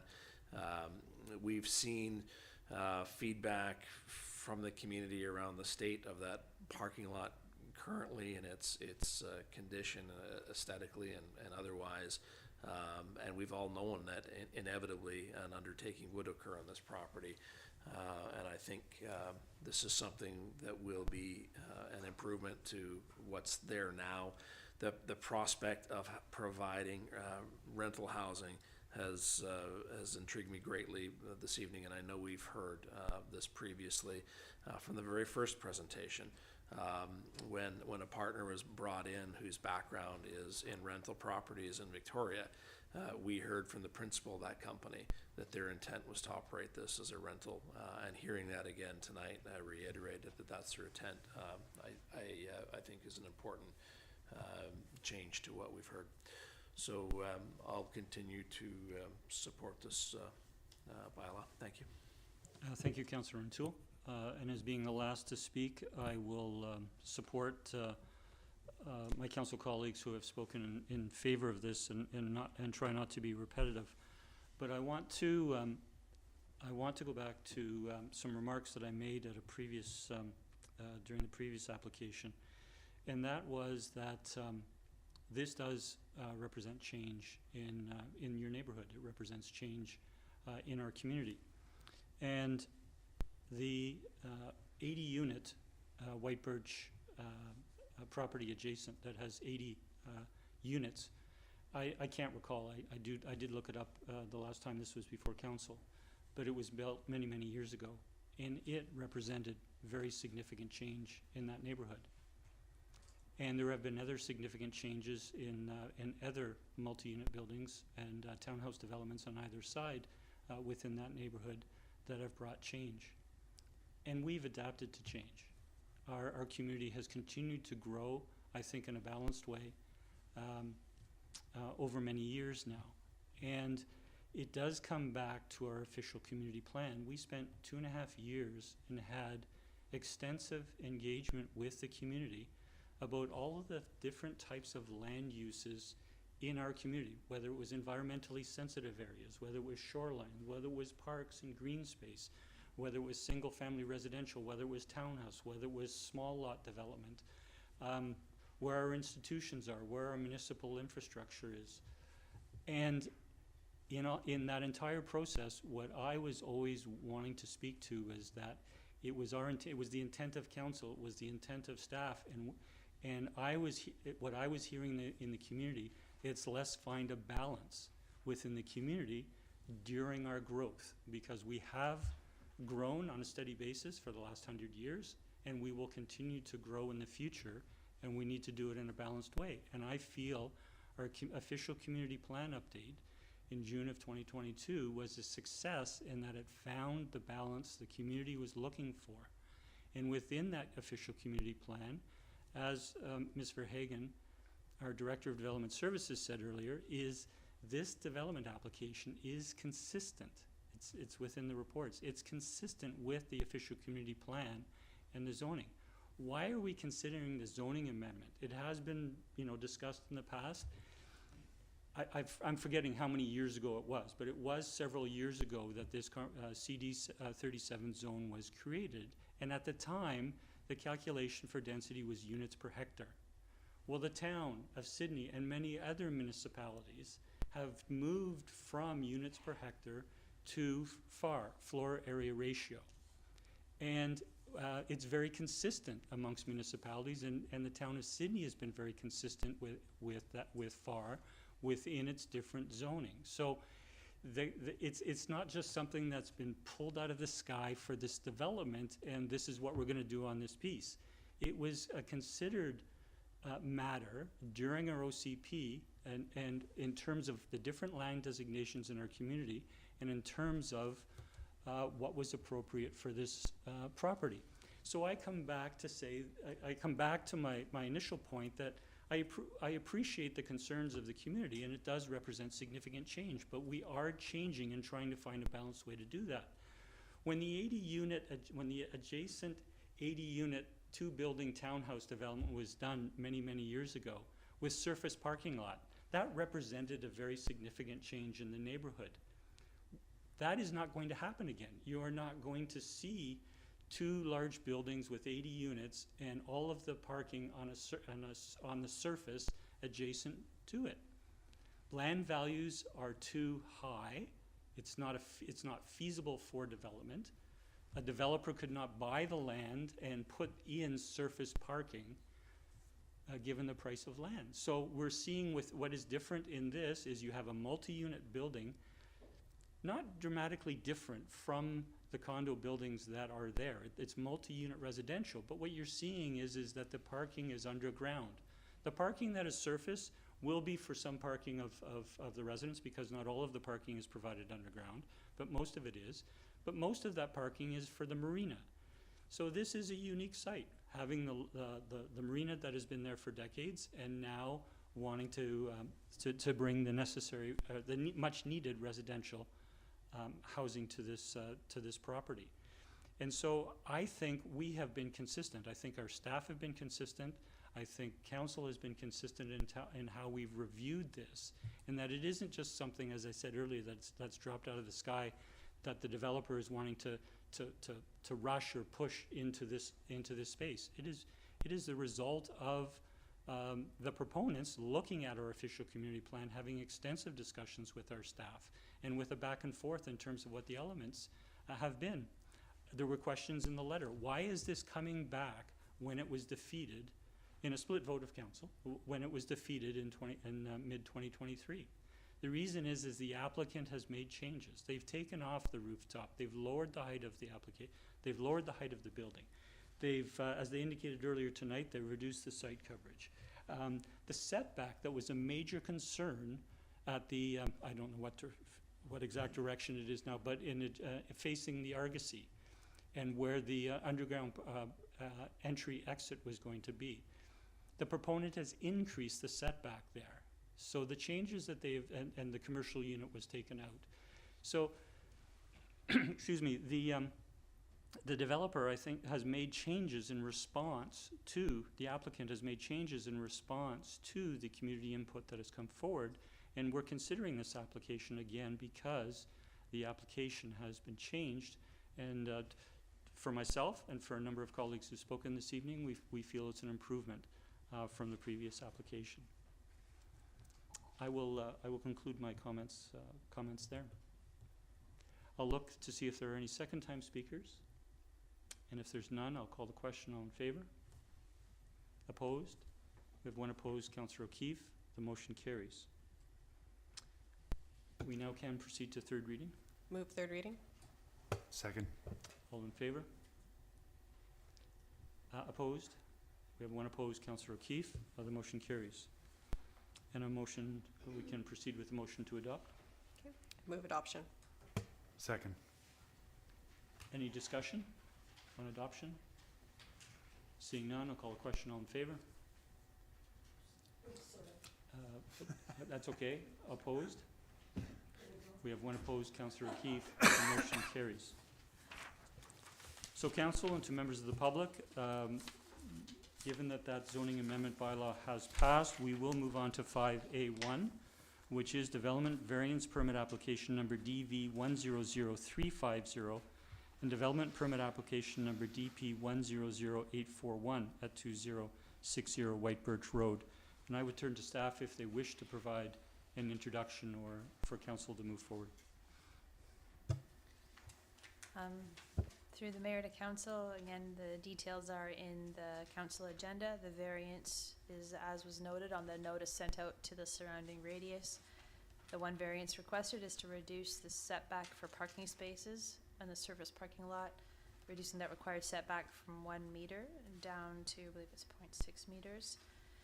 And the development permit is to approve the form and character of the proposed 4-story multi-unit residential development. Thank you. Thank you, Ms. Verhagen. I'll turn to council if there are any questions.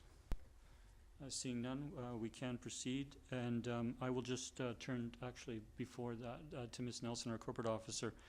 The recommendation has both the variance permit application and the DP in the same motion. Should we move those separately or together? Either way is fine, but both are required. If council is comfortable moving both recommendations together, if a council member wishes to separate them, we can do that. Councillor Rintoul? Thank you. I'll move the recommendation that the variance permit application be approved and the development permit be approved, subject to the conditions as per council resolution number 2023.58.654. Second. We have it moved and seconded. I'll turn to the mover and seconder. Yeah, thank you. It was alluded to in the staff comments, the forming character aspect, and certainly my recollection, having attended the APC meeting when this project came forward, was that it was well received in terms of forming character as presented, but also in terms of the request here around the variance. So I'll support the recommendation as moved. Thank you, Councillor Rintoul. I'll turn to the seconder. Yeah, I concur. I was also present at that meeting, and I think APC felt this was a good development moving forward, and the developer and proponent had brought things in line as you've described, Mayor, in previous conversations. So I think it's time to move forward. Thank you. Thank you, Councillor Duck. Seeing no other speakers, I will just comment briefly that I think the parking variance to allow 1 meter from the eastern property line is well understood and acceptable. And with regards to the development application, I would partially echo or add to Councillor Rintoul, who is our council representative on the Advisory Planning Commission, that an important process in the development permit application is form and character, but the Advisory Planning Commission is a citizen-appointed citizen-appointed body. The province requires all municipalities to have a citizen-appointed body that reviews these applications, and they review them with a very in-depth report from staff.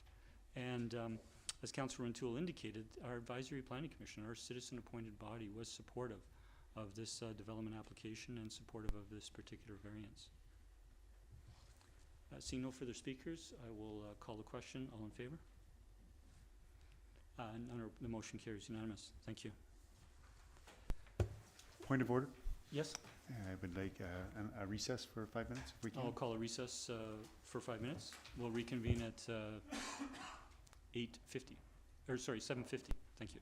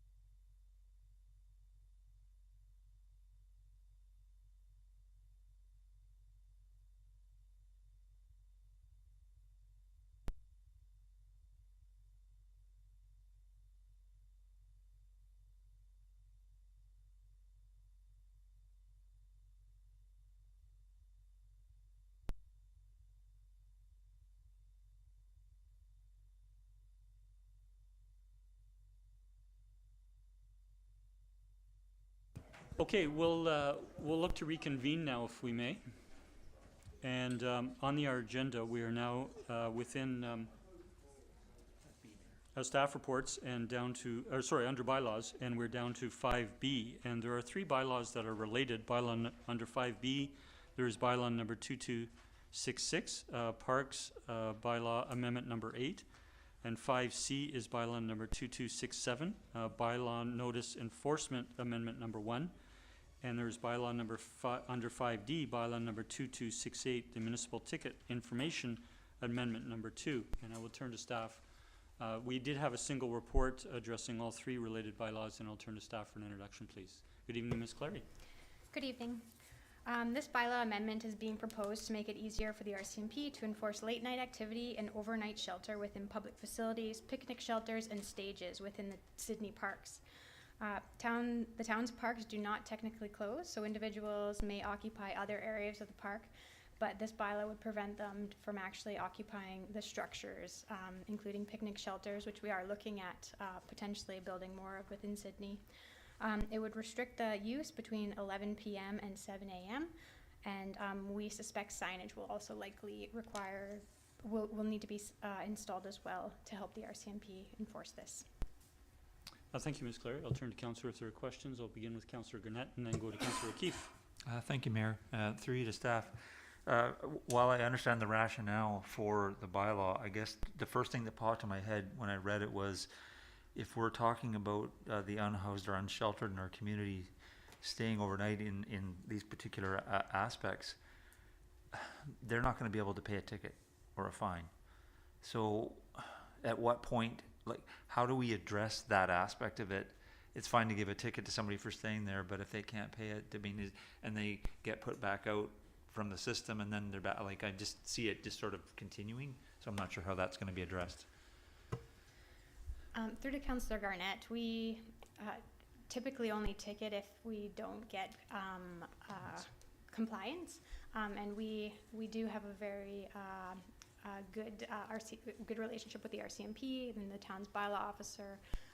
They're consistently in communication with unhoused individuals in Sidney, so there is a good rapport there to allow compliance with these bylaws without ticketing. We do understand that ticketing an individual who is unhoused, there's no point to it, so we would attempt to use other mechanisms. It's just in there if there was a situation where, you know, a group of rowdy teens refused to leave a picnic shelter late at night, and then that would be where a fining mechanism might come in, or another way that I'm not even thinking of right now may come up that we would require ticketing. Okay, thank you. Thank you, Mayor. Thank you, Councillor Gurnett. I'll turn to Councillor O'Keefe. Thank you. Similar comment to Councillor Garnett in terms of, I'm okay with giving tickets to rowdy teenagers, because you can call their parents and they got a home or a basement, their parents' basement that they can go home to. But it just seems to be, adding insult to injury to give a $250 or $60 ticket to someone who really doesn't have anywhere to go. Although, you know, like Councillor Garnett, I understand the rationale. I guess what I'm wondering is, I know, I've had several people in the community come up to me and say, you know what, this problem is growing. You know, there's a person that's hanging out in, different places around town. And, we had a church group come and address us and wanting to help. So it's clearly something people are noticing and worried about. And just wondering, I know that the RCMP and our bylaw officer go out. Perhaps staff could just comment a bit more on that in terms of the things that are, happening to help those people find accommodation or services. Because my understanding is that we are doing some things, and I think it would be good if we are doing those things to communicate that to the community. Sorry, I can turn to staff, but Councillor O'Keefe, we are asking questions relevant to these bylaw changes. So. Okay, well, I guess I'll just, I'm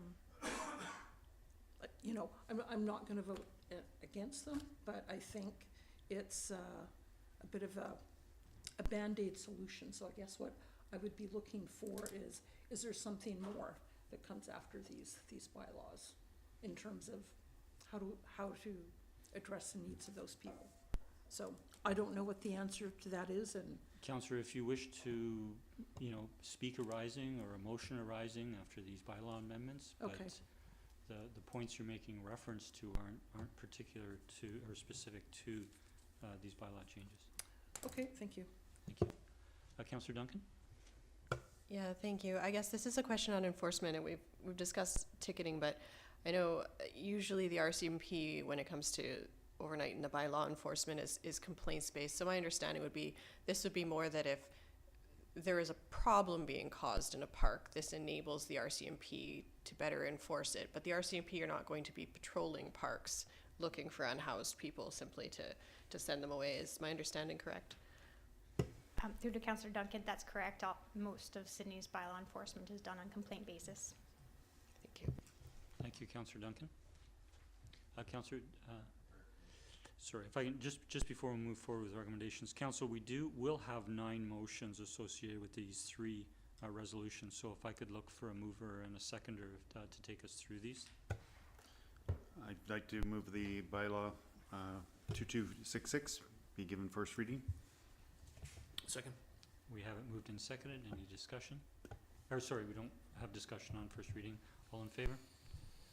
The motion carries. Move second reading. Second. We do have any discussion occurs at second reading. Is there any discussion? Seeing none, all in favor? Carries unanimous. I'll move third reading. Second. All in favor? The motion carries unanimous. That will come forward to a future meeting for consideration of adoption. We'll now turn to 5C. Councillor Duck? Yes, I'd like to move that bylaw number 2267 be bylaw notice enforcement amendment number 1, recommendation that the bylaw be given first reading. Second. We have it moved and seconded. All in favor? Motion carries. Second reading. Second. Moved and seconded. This is the time for any deliberation, any discussion. Seeing none, all in favor? The motion carries unanimous. And third reading. Second. All in favor? The motion carries, and again, this will come back to a future council meeting for consideration of adoption. We'll turn to 5D. And I'll go to bylaw number 2268, municipal ticket information, amendment number 2. The recommendation would be given, the bylaw be given first reading. Second. All in favor? Motion carries. Second reading. Second. It's moved and seconded. Any deliberation? Seeing none, all in favor? Motion carries. And third reading. Second. All in favor? Motion carries, and this will come forward to a future council meeting for consideration of adoption. Thank you to staff, and thank you, councillors, for taking us through those readings. We have no items under number 6. We're turning to number 7, adoption of minutes. I would look for a motion to receive our minutes of the regular council meeting of January 8th. I so move the regular council meeting January 8th, 2024, the minutes be approved. Second. Moved and seconded. Any errors, omissions, or corrections? All in favor? The motion carries. Thank you. We have no business not completed at a previous meeting under number 8. Under number 9, rise and report. We have rise and report on a motion passed at our in-camera meeting on December 11th regarding a 2024 citizen appointment. I will read that motion for information, and it is that Tracy Poole be appointed to the Sandwich Peninsula Accessibility Advisory Committee as a member for a 2-year term, January 2024 to December 2025. And I just want to thank Tracy Poole for her interest and commitment to serving on that public committee. We have no reports from myself or councillors under items 10 and 11, and so I will move forward to committee reports. And under 12A, we have 2 items under 12A. We have the minutes of the Emergency Planning Committee meeting on November 29th, and we have the report from the Fire Chief on the recommendations arising from COVID-19 response and recovery after actions report. So those 2 items, the minutes and that report, are being received for information by virtue of being on our agenda. We won't be passing motions, but I will turn to council if there are any questions on either the minute or discussion on the minutes or the after actions report. Councillor Gannett. Thank you, Mayor. And through you too, I guess, Deputy Chief Harmon, I'm not sure if this is a question better for Chief Mickelson or you, but hopefully you can answer. In the after action report on number 4, update emergency response and recovery plan, it speaks to the meeting schedule being released and the SBA and Chamber of Commerce invited to participate on the committee. Then it goes on to say the SBA accepted the invitation and has an active representative on the committee. Am I to understand from the way this is worded that the Chamber did not take you up on that offer? Through the Mayor to Councillor Garnett, yeah, the Chamber hasn't taken a stance to come to a meeting at this time. Thank you very much. Thank you, Mayor. Thank you, Councillor. Is there any further discussion or questions? I just want to thank the committee for its work. The minutes are very detailed. It covers a broad range of topics, and it instills confidence in me in terms of the work that's being done in our emergency planning and how well it's serving our community. And I think it's been acknowledged in the past that we're very fortunate to have the consultant that we've had over a number of years, and it continues to move us forward in this area. So please pass on our thanks to our thanks to Deputy Chief Harmon, but also pass our thanks on to the Chief and to the committee. Thank you. Councillor O'Keefe, please go ahead. Thanks. No, I did have a question through you to, I guess, the Deputy Chief. In regards to the minutes, so on the last page it talks about the RCMP proactively tracking unsheltered community members so that when an alert such as extreme weather is issued, RCMP are aware of how many unsheltered community members they need to be monitoring. And I don't know if the staff in attendance know the answer, but it's good to know that we're monitoring. But are there facilities that we're able to route them into when we get those extreme weather warnings? Is that something the RCMP takes care of, or? I'll turn to Mr. Humble. Thank you, Mr. Mayor. Through the Mayor to Councillor O'Keefe. So yes, there are facilities in Victoria that RCMP are aware of, and that's where they focus on in terms of directing the unsheltered to those facilities, or in some instances we'll take them there. Okay, so it seems like we have a good handle on how many we have here, who they are, where they are, and a process to help move them inside. Yeah, okay, thank you. Thank you, Councillor. We'll move on to the next item now under 12B, the Advisory Planning Commission. We have the minutes from the January 16th meeting, which we're receiving on our agenda for information. I will turn to our council liaison, Councillor O'Toole, if you wish to comment at this time. If not, we could move to the recommendations coming from that committee. Yeah, thank you. I'll just note, to be corrected, if I may, through staff, that the alternate council liaison is Councillor Duck. Councillor Garnett did attend, and appreciative of that for his interest, I think, in preparing his decision in relation to this item. So that should just be amended to reflect Councillor Duck as having sent his regrets for that meeting, and Councillor Garnett being as a guest. I'll leave my comments there. Thank you on the minutes. Thank you, Councillor. Any further comments or questions with regards to the minutes? If seeing none, I will turn to Councillor O'Toole to read in the recommendations. Thank you, Mayor. And just a question on process. I have noted of late that we have moved the recommendation without reading it in its entirety. So I will yield to the Mayor's preference in this instance.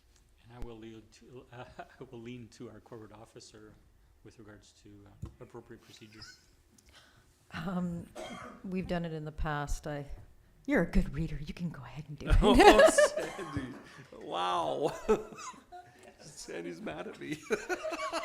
Have a drink of water and proceed. I'm not feeling the love, people. The Advisory Planning Commission recommends, and I so move, that staff prepare a zoning amendment bylaw in relation to the zoning amendment application number RZ 100109, and that the bylaw be brought before council for consideration. 2, that owners and tenants in occupation of property within 75 meters, 246 feet of 9522 Lochside Drive be notified regarding development variance application number DV 100349 to relax requirements for rooftop access, siting, stairs, projecting into setbacks, and height of retaining walls in setback areas, and that any written correspondence received be forwarded to council at the time of consideration and approval of the variance. 3, that development permit application number DP 100842 to approve the form and character of a 3-story mixed-use multi-unit residential/commercial building containing a total of 49 apartment dwelling units and 1 ground floor commercial space, and 8 buildings containing a total of 48 2.5-story townhouses be brought before council for consideration of approval if council adopts the zoning amendment bylaw and authorizes the issuance of development variance permit. 4, that as conditions of approval of development permit application number DP 100842, the property owner shall, prior to issuance of building permit, A, address design guidelines number 24.4.24-31, bird-friendly design, 24.4.33, rain gardens, swales, and permeable surfaces, and 25.3.33-34, integrating mechanical screening to the satisfaction of the Director of Development Services. B, place tree protection fencing around the critical root zones of protected trees on neighboring properties to remain in place throughout site development, and ensure that a certified arborist be on site at time of excavation near the identified root zone. And C, pay to the town a deposit in the amount of 115% of the estimated cost to complete the hard and soft landscaping for the development. 5, that as conditions of approval of zoning amendment application number RZ 100109, the property owner shall, prior to issuance of building permit, A, register a restricted covenant on title for the property prohibiting the future owner or strata council from passing any bylaws that may restrict occupancy of the building based on age, and B, register a flood hazard covenant on the title of the property referencing the submitted engineer's report. Second. We have it moved and seconded. Councillor Until. Yeah, thank you. I will note that the applicant this evening spoke with reference to 4A, which includes 24.4.33 rain gardens, swales, and permeable surfaces. And the applicant made the reference this evening stating that the soil conditions being clay would make the utilization of permeable surfaces an unlikely probability. So while I note his concern, I also note that there are other references within this section referring to swales, rain gardens. I don't know that the soil conditions equally would affect those, but I also note that it's the Director of Development Services, satisfaction in addressing this. So I don't know that this is truly a concern that council need remove that segment, but perhaps, if I may, through the mayor to Ms. Verhagen, we should just verify that before we proceed and perhaps consider amendment if necessary. Thank you. Ms. Verhagen. Sure, thank you. The design guideline that's referred to there does speak to more than just permeable surfaces, as was indicated by APC in specifying the rain gardens and swales as well as the permeable surfaces. 24.4.33 says minimize the amount of impervious surfaces and apply sustainable stormwater practices that reduce the speed of runoff, keep stormwater clean, and allow for gradual infiltration into the ground, such as permeable paving, rain gardens, bioswales, and other biofiltration features into the landscape design. So it's much more than just permeable hard surfacing. It's the landscape design in general. So, thank you. Thank you. And so with that clarification, I'm satisfied that the reference should remain in the recommendation. Thank you, Mayor. Thank you, Councillor O'Toole. I'll turn to the seconder. Councillor O'Keefe. Yeah, no, I just, had a question going back to the permeable surfaces. So what I understand from the applicant is the issue of, I guess, the type of materials that they would use, and being required to do that with really no positive impact because of the the clay. And so I guess I'm wondering, I'm presuming that the rain gardens and swales could perhaps mitigate that. And so whether it's still appropriate to take out the permeable surfaces, which that's what I understood to be the issue in terms of whether it was the driveway surfacing or sidewalks or that sort of thing. Thank you, Councillor O'Keefe. Well, Councillor Rintoul touched on it and staff spoke to it. I will turn to staff if they wish to comment further on that aspect. Sure, thank you. The plans that were attached to the report to the Advisory Planning Commission from last week, I think it was January 16th's APC report, that's on the town's website. In the landscape plans there, it does show a number of surfaces are proposed to be permeable. The intent isn't that that water is going to go down deep and recharge the aquifer deep in the earth's surface. We all know Sidney has a lot of clay beneath the surface. The rain, that type of permeable surface, it keeps the water all from rushing into the storm main system at once. It probably will eventually be caught up in the storm main system, but it filters it, it slows it down. So these other landscape features like the stormwater ponds, the bioswales that filter the water before it enters the system help keep that water clean. Thank you. Councillor Garnett. Thank you, Mayor. And perhaps Councillor Rintoul, correct me if I'm mistaken, but I heard the expression permeable asphalt mentioned by, I believe, a couple of members of the APC. I'd never heard that term before, so that was something that they were speaking about. And also, I know it's not one of the recommendations here, but as far as the adaptable units, I think when Mr. Milne spoke earlier on, the one piece that wasn't mentioned was as far as flood construction level, building 5, I believe it is, would be amenable to that, but by building it that way, you actually eliminate units, so that would be less housing for the community, was kind of the way it was discussed or brought forward by the proponent, if and when we get to the point of discussing possible changes to the adaptable unit component. Thank you, Mayor. Thank you, Councillor Garnett. I'll turn it back to if there are no other first-time speakers, I'll turn to Councillor O'Keefe for a second time. Thank you. Just in regards to the adaptable units then, since Councillor Garnett brought that up, I'm just wondering where is now the time that we would incorporate that in amending this recommendation, or at what point would we do that if we wanted to amend and go with what the applicant had proposed, which was 20 adaptable units in the condo building and 3 units in the townhouses. So is this where we would make an amendment? If I could turn to staff to speak whether that information that was provided by the proponent this evening was provided to APC, and whether staff recommend that this motion be amended to include that new information. Sorry, could you repeat, just for confirmation, you said was the information provided this evening provided to APC? Which information would that be? So the information, we learned tonight, or council learned tonight, that in addition to the 20 units that we were aware of, adaptable units in the multi-unit building, that there will now be 3 adaptable units in the townhouses? Yes, so that information was presented by the applicant at the January 16th APC meeting. So the video posted on the town website is available to the public. Anybody can see that. So the APC did hear that proposal, and they did include in their record of decision contained in the minutes that they supported that idea, that they saw merit in the 3 units being adaptable. Thank you. Councillor O'Keefe, I'll turn back to you. I'm not, what I'm hearing from staff is, is it was considered by APC, it was in the record, decision of record, and wasn't included in the motion, and doesn't necessarily need to be. So, but I will turn, you have the floor. So this is where we would insert that amendment then, if we wanted to proceed with the, or should it be, I'm just wondering in terms of process. I would suggest a motion arising. Okay, sure, okay, that'll you. make it cleaner, okay, sure. Thank you. Oh.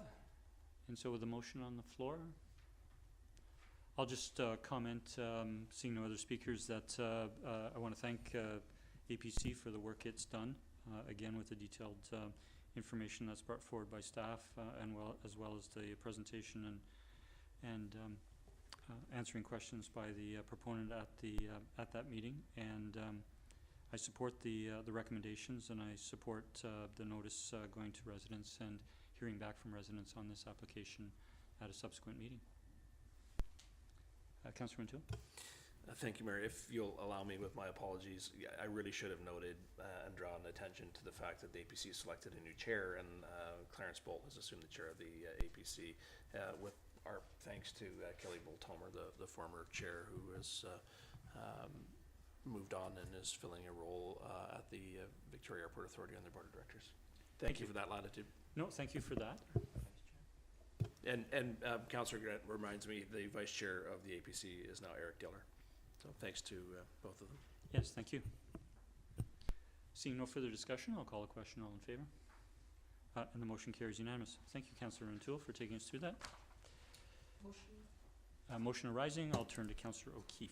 Okay, you can help me with the wording on this I'll try this, that the zoning bylaw include provision for 20 adaptable units in the condo building and 3 adaptable units in the townhouse complex. And I guess turning to staff, if there's more it needs to be more specific than that in terms of quoting the zoning amendment application number, or... Okay, if I could turn to Ms. Nelson, are you able to read back that motion arising? Or I can ask Councillor O'Keefe to repeat.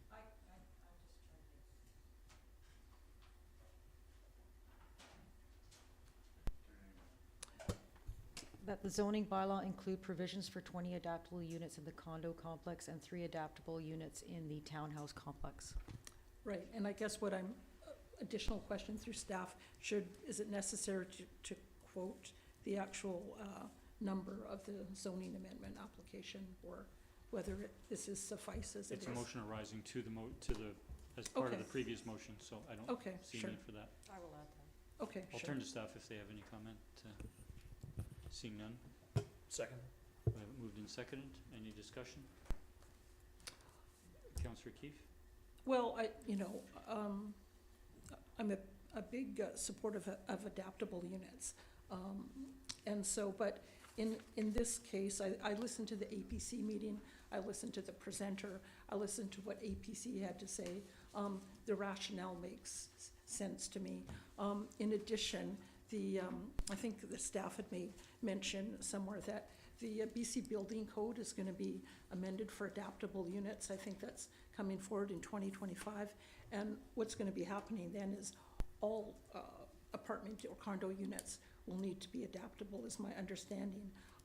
But they're limiting adaptability in ground floor level things. So I don't know that townhouses will continue to be like 3-level townhouses.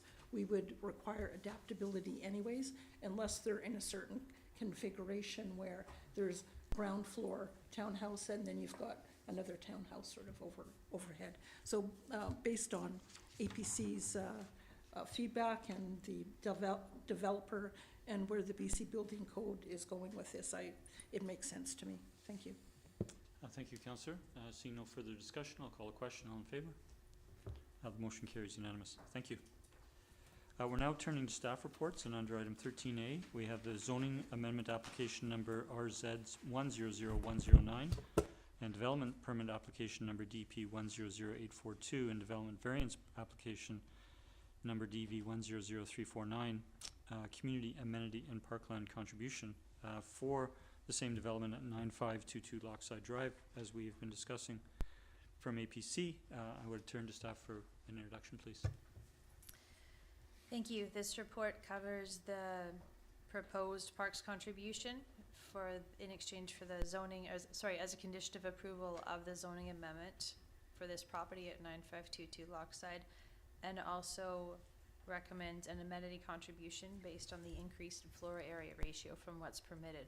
I would just like to make one correction in the report. On page 2 of the report, it refers to the existing C4 zoning, which allows a maximum of 40% lot coverage.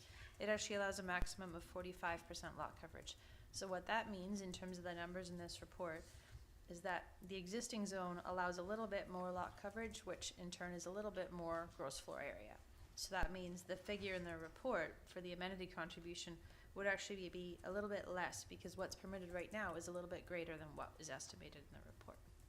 But in terms of the recommendation in the report, there's no change there. The staff recommendation is that as a condition of the zoning approval, the property owner shall, prior to issuance of building permit, pay the parks contribution of $167,810 less any payable parks DCC amount, and also to pay the amenity contribution based on the increase in floor area ratio from the density currently permitted by the existing zone. And we've recommended in the report to not put a specific number in, because that floor area ratio, the amount of floor space proposed in that development, could fluctuate slightly at the building permit stage depending on meeting building code requirements.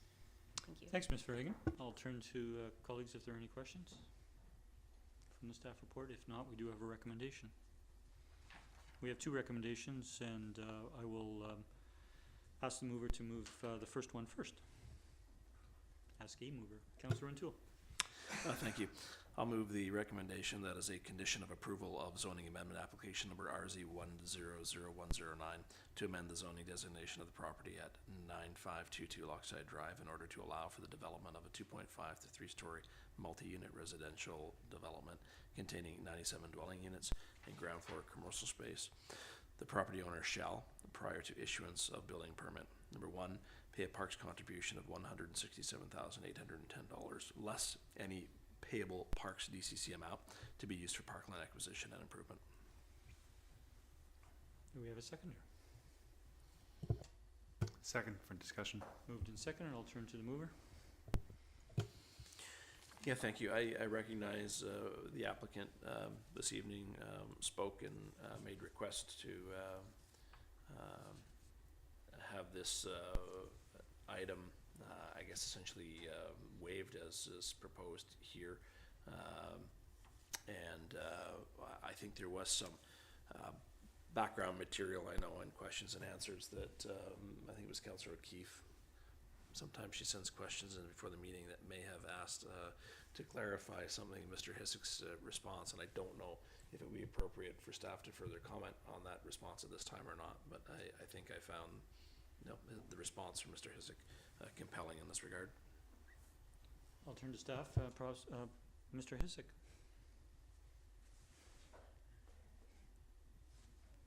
Or Ms. Verhagen.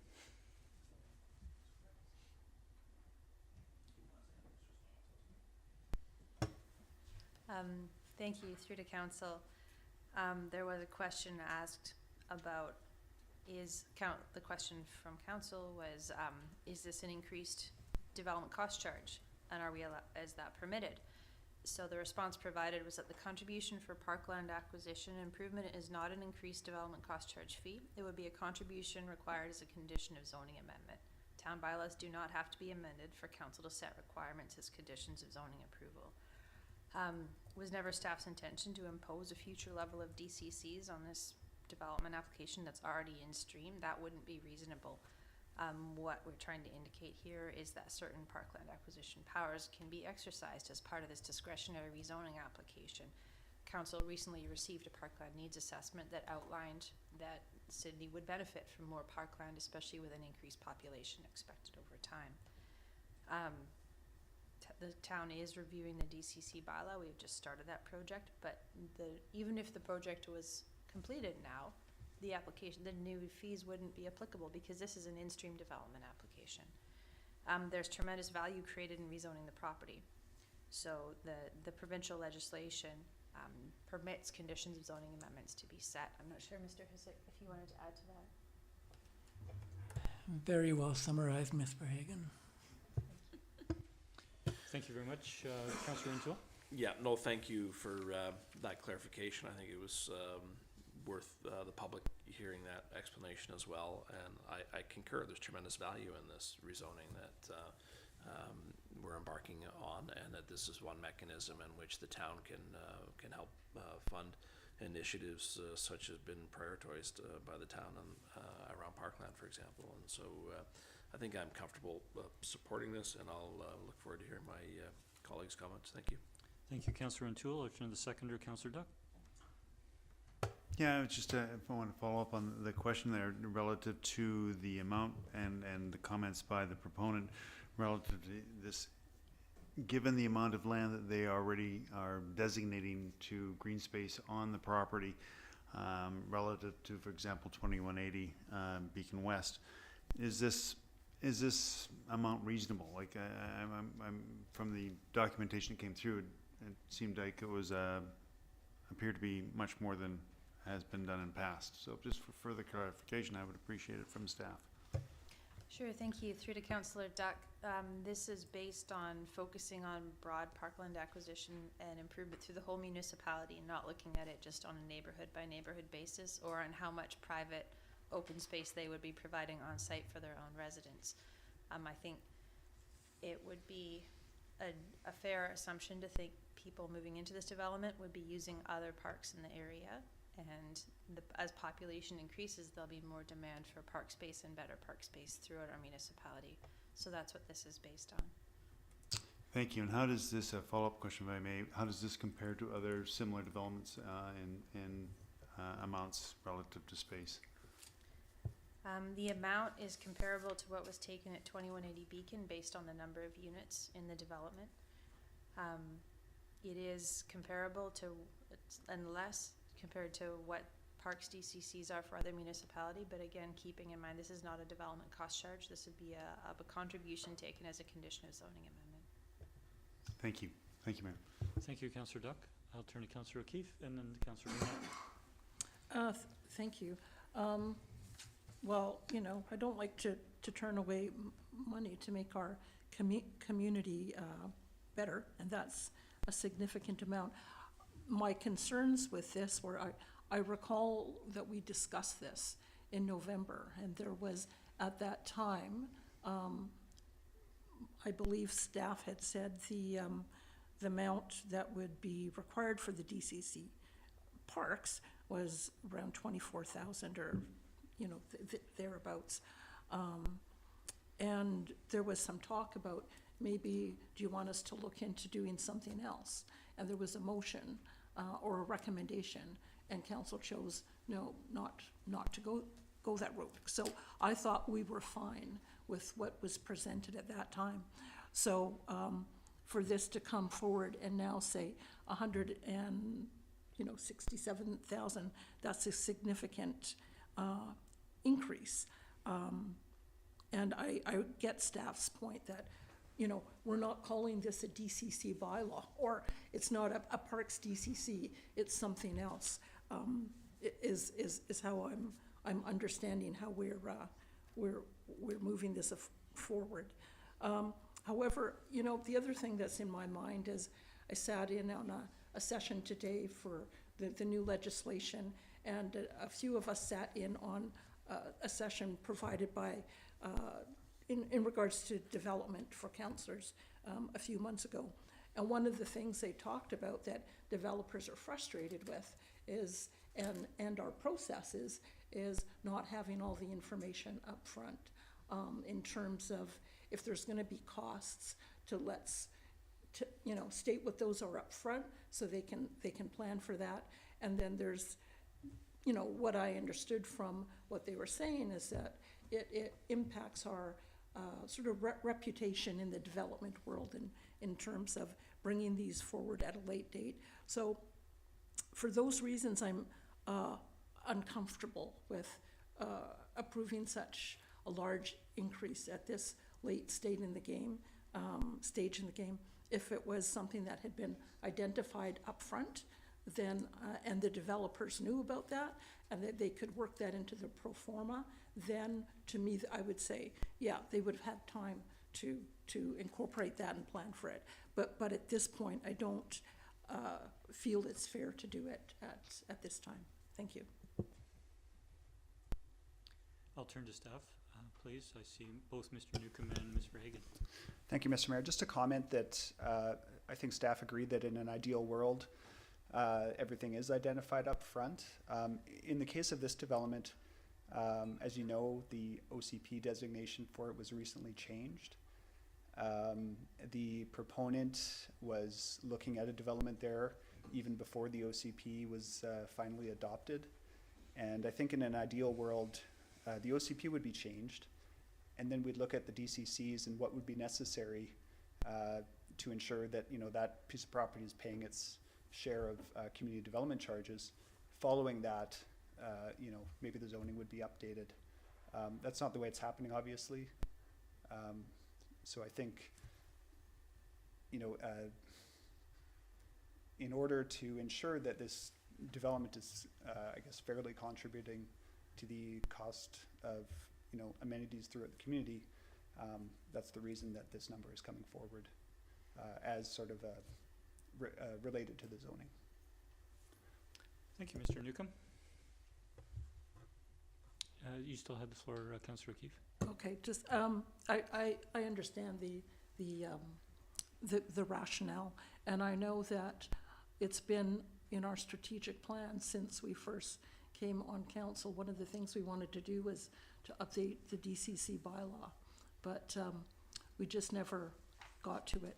So I'm, it's our fault, I guess, that, yeah, as you say, in a perfect world that we would have got to it, but we didn't. So there's an element of unfairness there for me. Thanks. Thank you, Councillor. I'll turn to Councillor Garnett. Thank you, Mayor. Through you to staff, just wondering how the new provincial legislation, in particular Bill 46, if you're able to comment, would impact something like this, or if it would not. Mr. Hisik. Through the chair, just we keep talking about DCCs here, but I think the reason we tried to clarify this point after the initial presentation back in November is that we tried to point out that staff typically try and negotiate an amenity package before bringing forward this kind of development. And sometimes you reach an impasse, so we bring it forward without full certainty of what's been agreed to, and pretty much let council be the arbiter of what is fair. So that was the case here. We didn't quite agree on how it should be brought forward, but we didn't feel like we should be holding it up in order to reach consensus. Therefore, it was brought forward as is. This is not a pseudo DCC. It's part of the amenity for the zoning. Thank you, Mr. Hisik. Councillor Garnett, you had the floor. Yeah, I was looking in terms of, I was hoping perhaps Mr. Newcomb, as the one who probably is, maybe he can't answer the question. Maybe there is no impact, Bill 46, for something like this in the future. Staff are just conferring for a moment.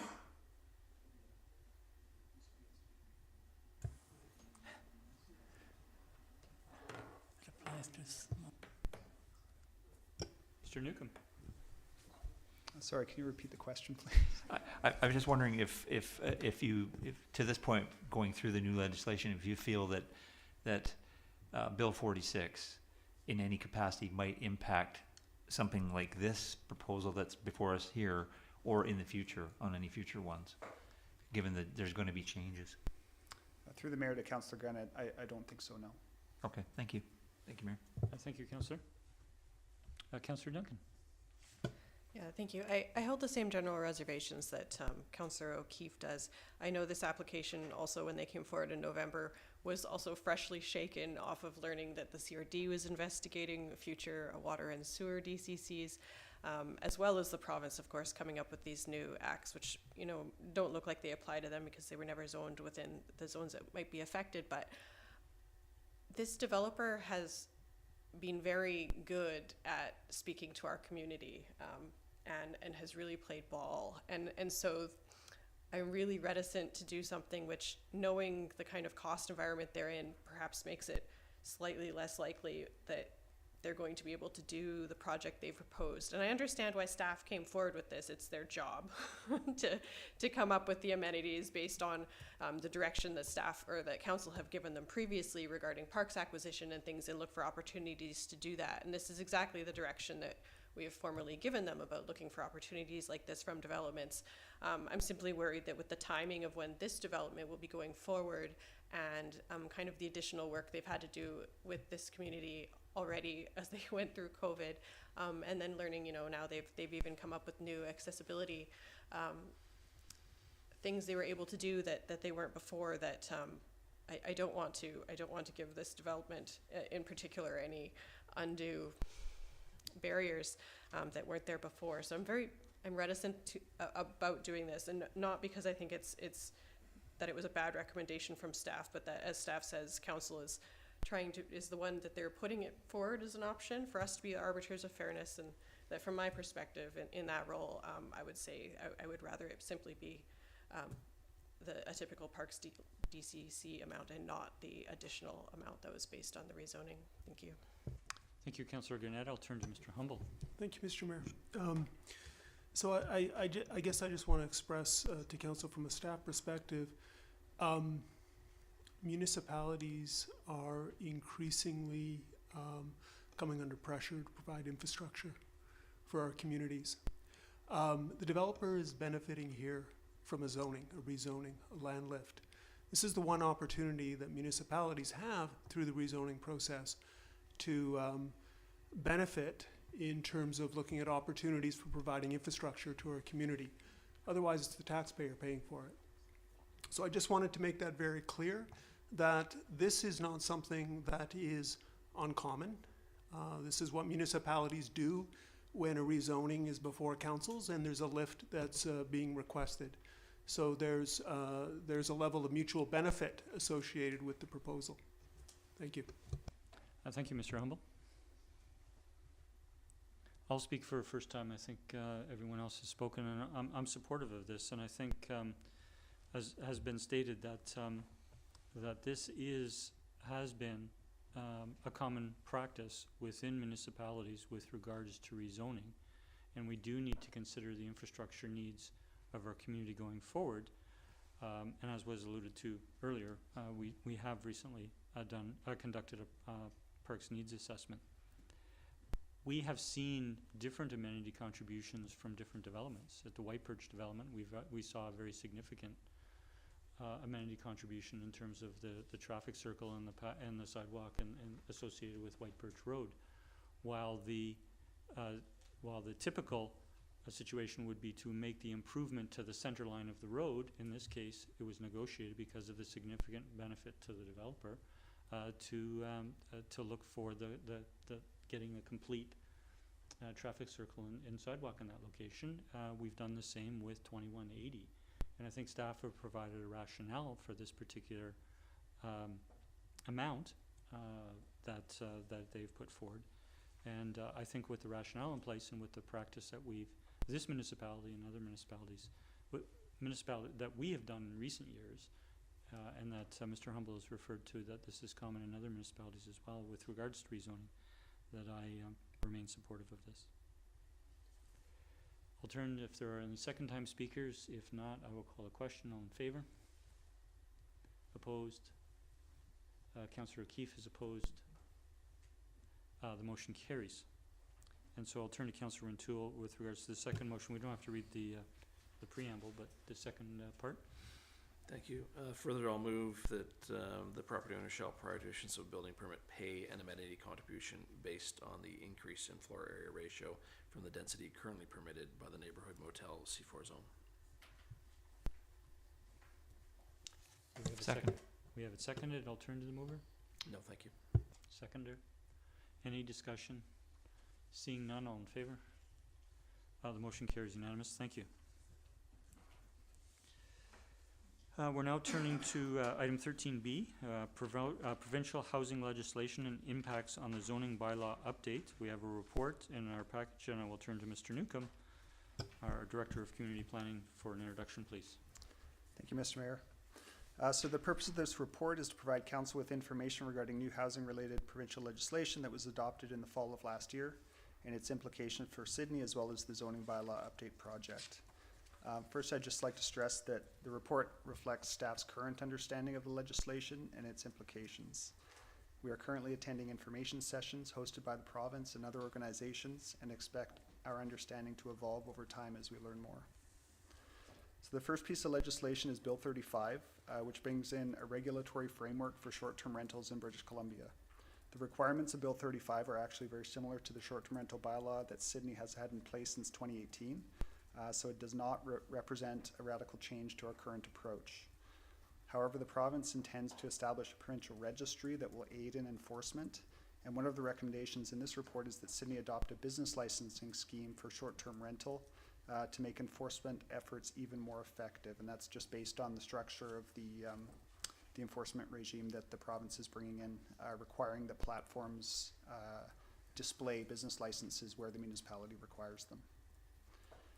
Two other pieces of legislation that are mentioned in the report, Bills 46 and 47.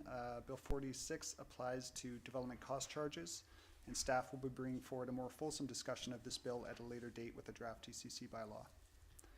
Bill 47 does not currently apply to Sidney, but establishes transit-oriented development areas in 104 locations throughout BC. Staff are monitoring this legislation and its implications in the event it applies to Sidney at some point in the future. The most significant piece of legislation is Bill 44, which requires Sidney and many other BC municipalities to amend their zoning bylaws to permit what is termed small-scale multi-unit housing on nearly all single-family and duplex lots. In Sidney, this means up to 4 units may be built on a single lot, and the zoning amendment to allow this change must be in place by June 30th, 2024. Longer term, the legislation is also intended to speed up the development approval process by removing public hearings for OCP-compliant residential projects, among other changes. This legislation has added an additional dimension to the already complex zoning bylaw update project, although staff still intend to have this project complete and incorporate the provincial changes by the deadline of June 30th, 2024. It has also prompted a direction change with regard to Summergate Village and the R4 zone in the current zoning bylaw. Staff are now proposing to amend the zoning bylaw to maintain the status quo for Summergate Village by developing a zone that permits only manufactured homes, as staff believe the provincial legislation recognizes that the unique characteristics of manufactured home parks make them unsuitable for the changes required by Bill 44. So there's a lot more information in the report, but I'll leave it there and I'd be happy to answer any questions. Thank you. Thank you, Mr. Newcomb. I'll turn to colleagues if there are any questions on the report or the recommendations. Councillor Garnett. Thank you, Mayor. Through you to staff. Thank you, Mr. Newcomb, for summarizing that, and thank you for your work and the rest of your staff for the incredible amount of detailed work they'll be involved in the next few months. With reference to page 5 of your report, and it speaks to environmentally sensitive areas, and that 3, 4, and even 6 unit developments would be permitted on properties in those areas. And it mentions that, I guess I'm seeking clarification on something, the DP process may not unreasonably restrict the development. Now, how do we define that, and who defines what's unreasonable? I guess, and maybe it's a difficult question to answer, I guess, but when you're talking about environmentally sensitive areas, that's critical habitats. So I wonder what their goal is there. Yeah, through the Mayor to Councillor Garnett, I think it's a little bit of a judgment call in terms of what's reasonable from a development perspective. So what the province is saying is that municipalities may not use development permit powers to stymie what the legislation intends. So if in Sidney, if 4 units is the number that can be built on that specific property, using the DP power to say, kind of establish a no-build zone to the extent that 4 units would no longer be possible does not seem to be permitted under this legislation. So it would be a combination of both zoning and development permit authority that would sort of determine to what degree the setbacks and the heights and the buildable area would be. But yeah, the gist is that if the DP power clearly prevents 4 units from being built, that's a no-no.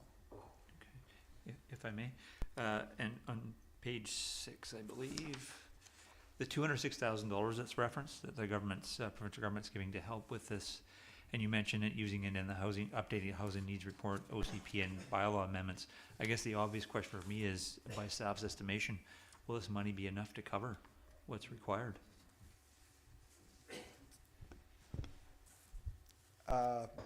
Again, through the Mayor to Councillor Garnett, certainly for the housing needs report update, those are sort of a well understood thing at this point, and the budget for that shouldn't be too high.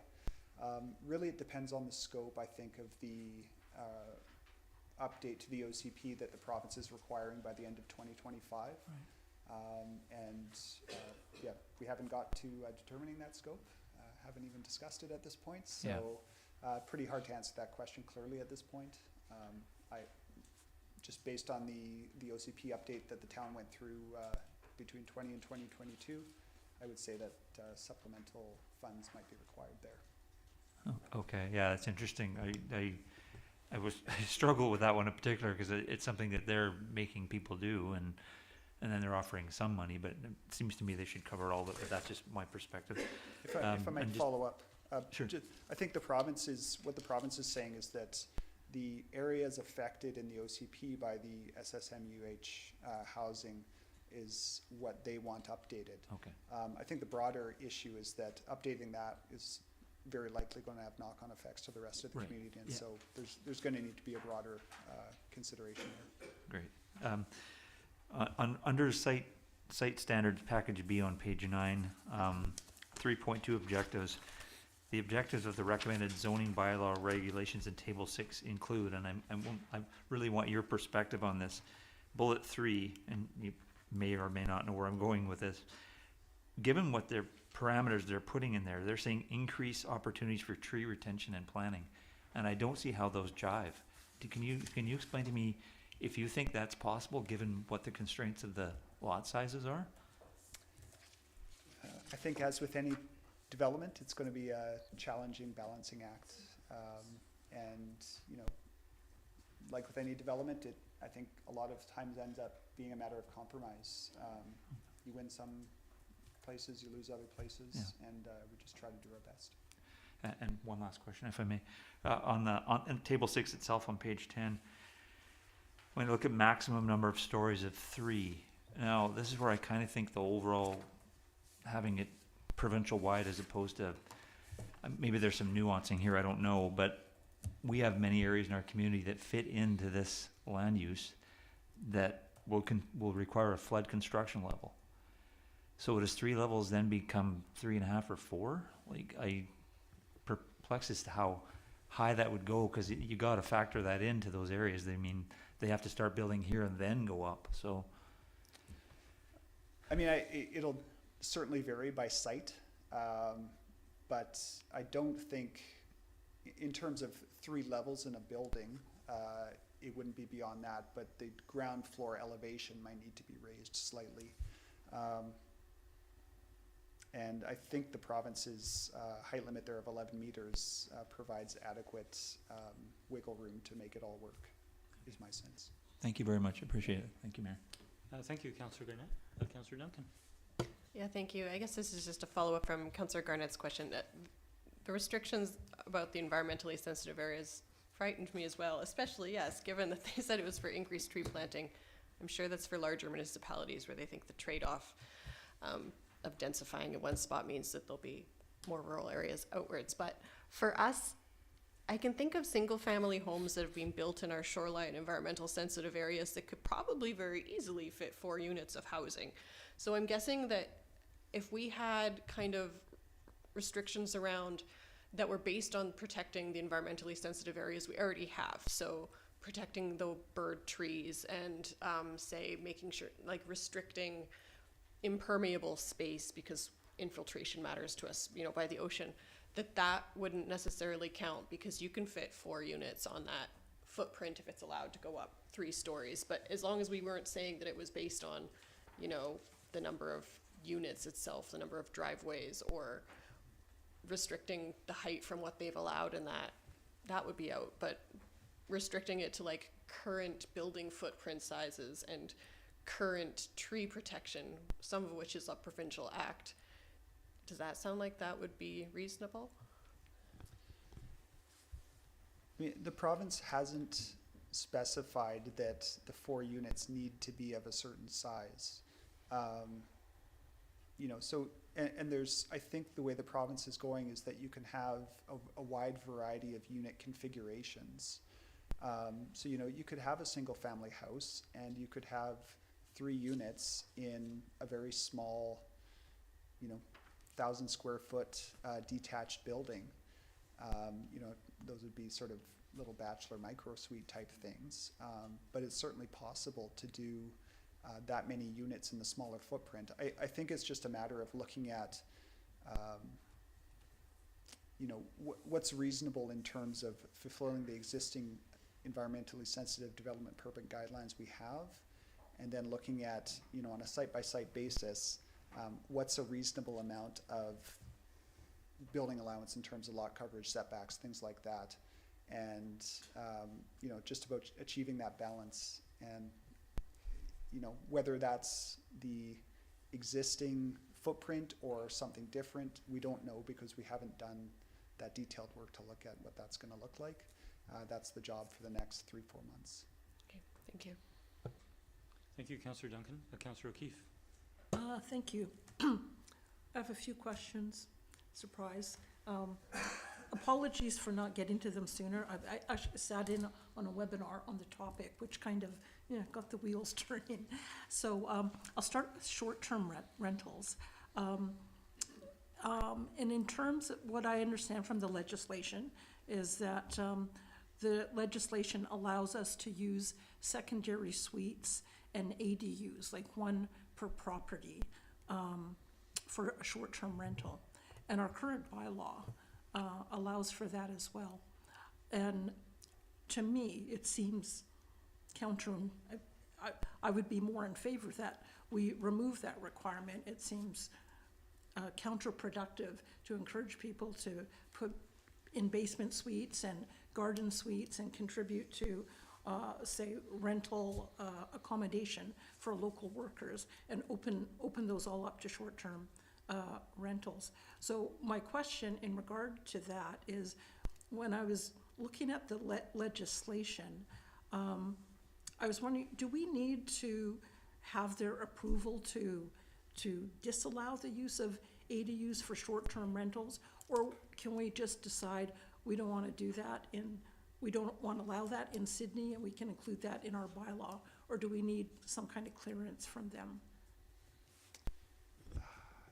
Through the mayor to Councillor O'Keefe, that's a great question. I do know that, so the province has said that the principal occupant requirement will apply, except in specific circumstances where a municipality can be exempt. There's the 90-day, anything under 90 days constitutes a short-term rental in the province's eyes, but they have said that if the municipalities want to go with a shorter time period or a longer time period, I think that's possible as well. To be honest with you, I'm not sure on the accessory dwelling unit secondary suite question. It appears to me that that is part of the legislation, so I'm going to guess that no, we probably can't change that, but I'm not 100% sure about that, to be Okay. to be I totally think honest.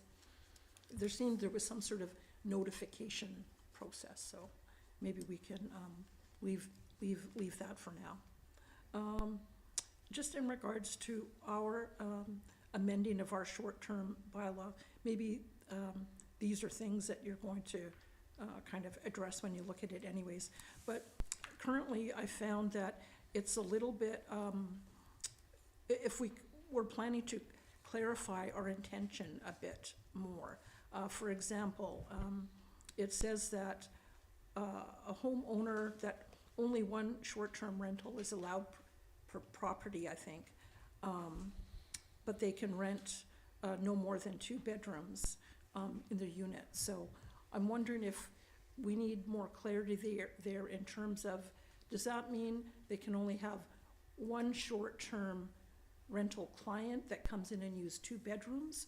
Or could they have 2 people come in, different people that use 2 different rooms? And whether we might provide some clarity on that. Another great question, and we will be going over the short-term rental regulation as part of the zoning bylaw updates, so we'll look at that for sure, yeah. And then just in relation to that kind of stuff, not expecting an answer, but in terms of, in the zoning bylaw, we have definitions for bed and breakfast and for boarding, and they sound very similar, so I presume we would be looking at that. We are, yeah. Yeah, okay, awesome. So moving to the 6-unit configuration, what I understood from what I heard today is that we can allow 6 units on a property that only requires 4 without and we can still require parking for that, is the understanding I came away from that. And that we could also make provision for bonus density. So I know that in your report, it's something you're looking into, so I guess it's just a comment that I think that's something worth looking into if we can do that. I can provide a little information on that. So the legislation allows the 6 units around prescribed bus stops. So the only prescribed bus stops, to my knowledge, in the region are in Victoria and possibly Saanich. So there's none out here. So 6 units as per the SSMUH legislation is not possible without those prescribed bus stops. But of course, council has the zoning power, and council could change the OCP and zone anything as multifamily and require bonus density as part of that. So yes, it's possible, just not under that specific legislation. Right, yeah, okay, good, thank you. My next question is about future growth projections in our housing needs assessment. And this is maybe not something you've turned your mind to yet, but just while I'm thinking about it and for further consideration. So in the past, we've based our growth based on historical trends. And in Sidney, our growth has been low because we have no place to build stuff, really. So we're around 1%, half the CRD average, I believe. So, but the new legislation will open up a huge amount of land for development. And I would presume, going to see more growth that we've seen in many years. So I'm wondering if we've given any thought yet, or maybe that's something in the future, in terms of how are we going to project our growth, and in terms of, and then preparing our housing needs analysis. And some of the things I picked up from today, it's really complicated, in terms of, when I look at our zoning map and the number of single-family lots we have, it's more than half of Sidney. And if all of those, or a good portion of them, are allowed to have at least 4 units, that's going to be, it's not going to happen overnight. But Councillor Keefe, if I could interject for a moment. The staff report under Bill 44 indicates that longer term, the Act requires that municipalities update their housing needs report by January 1st, 2025, to include projecting housing needs for a 20-year period. And municipalities are then required to update their official community plans by December 31st, 2025. So I appreciate that staff have provided those timelines to us. I think what staff have brought forward tonight, that is helpful, knowing that that is in the future. But what they've brought forward is the important timelines with regards to small-scale multi-unit housing that has a June 30th deadline. And they've brought forward the amendment to the business license bylaw with regarding short-term rentals. And we have a time commitment with regards to Summergate Village.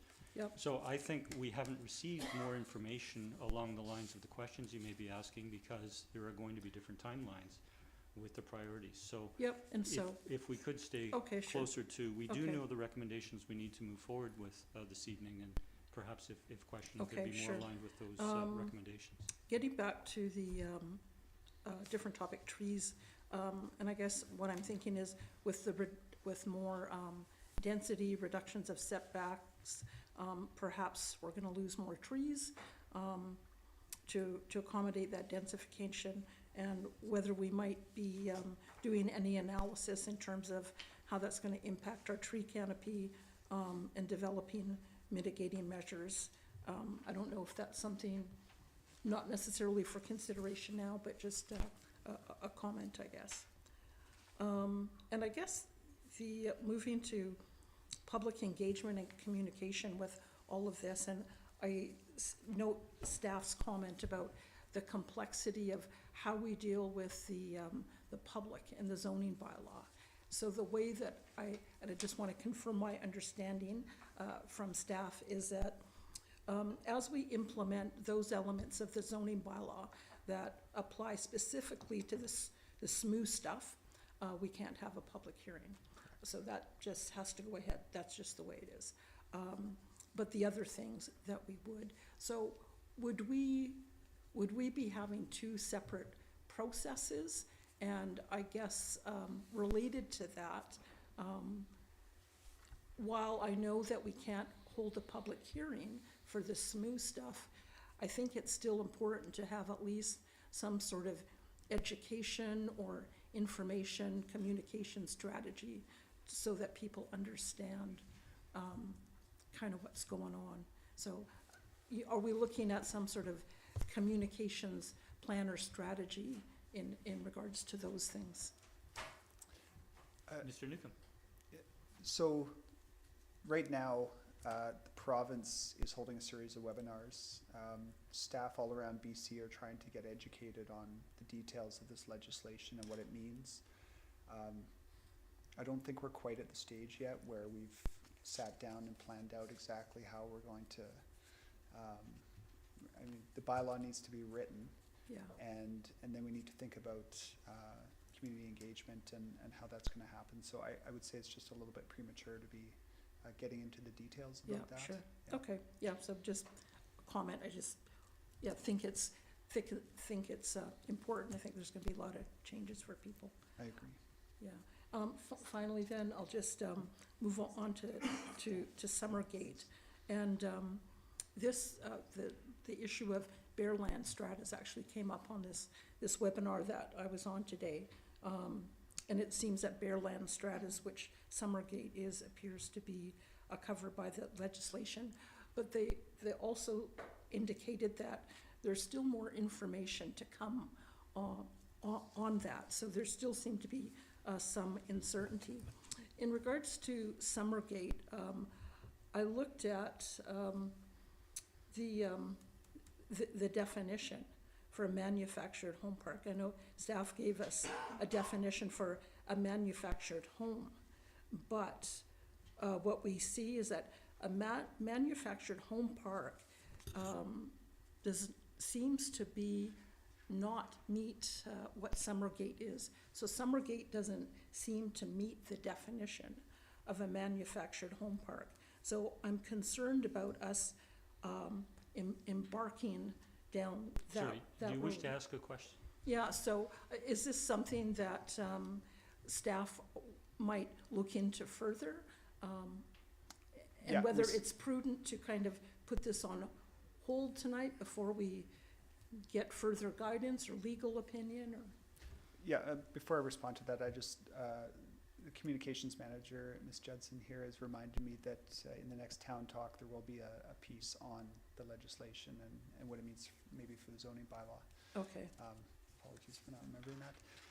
In terms of Summergate, yeah, I think, we've taken Ms. Fallett's comments to heart and we'll be doing a little more work looking into it. Okay. I feel pretty confident that the legislation, the SSNUH legislation allows us to do this, but it's worth confirming that, so. Okay. What I gathered from the calls today is if something at this point in time is a single family, area, which Summergate is, kind of reminded me of, if it looks like a duck and walks like a duck and sounds like it's a duck, it's a duck. So it sounded to me like Summergate would be a single family zone that would be required, so. Sir, we don't have a motion on the floor, Councillor, so Okay. if you want to direct a question to staff, please Okay. proceed. I'll leave it at that, thank you. Thank you. Councillor Rintoul? I'm happy to move the recommendation. Sorry, both parts? No, first part only. First part? Do you want to read it? Yeah, I'll move the recommendation that staff bring forward Mr. an Mayor. amendment to business license Sorry. bylaw number Sir, please proceed. 1918 to include short-term rentals as a business requiring a license in Sydney. Second. Yeah, moved in second. I'll turn to Mr. Newcomb. Thank you, Mr. Mayor. Just on the second recommendation number two, if the word park could be removed after manufactured home, I think that would provide some clarity. Thank you for that, Mr. Newcomb. We're with number one at the moment, but it's helpful information for number two. I'll turn to, we have a mover and seconder. I'll turn to the mover and seconder on the first recommendation. No, thank you. I'd just like to add, and I think this is going to be an important aspect that Sidney needs to take forward in getting some regulation and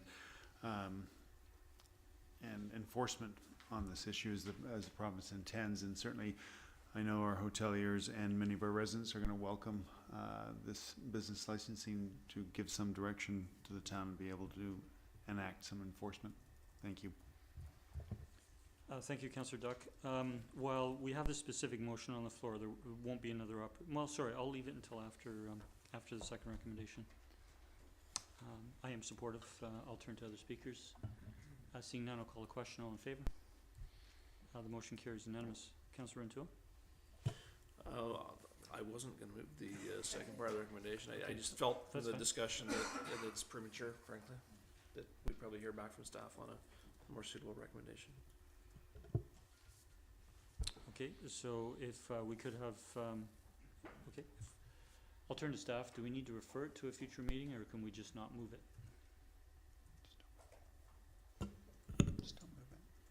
Just don't move it, that's fine. Yeah. Thank you.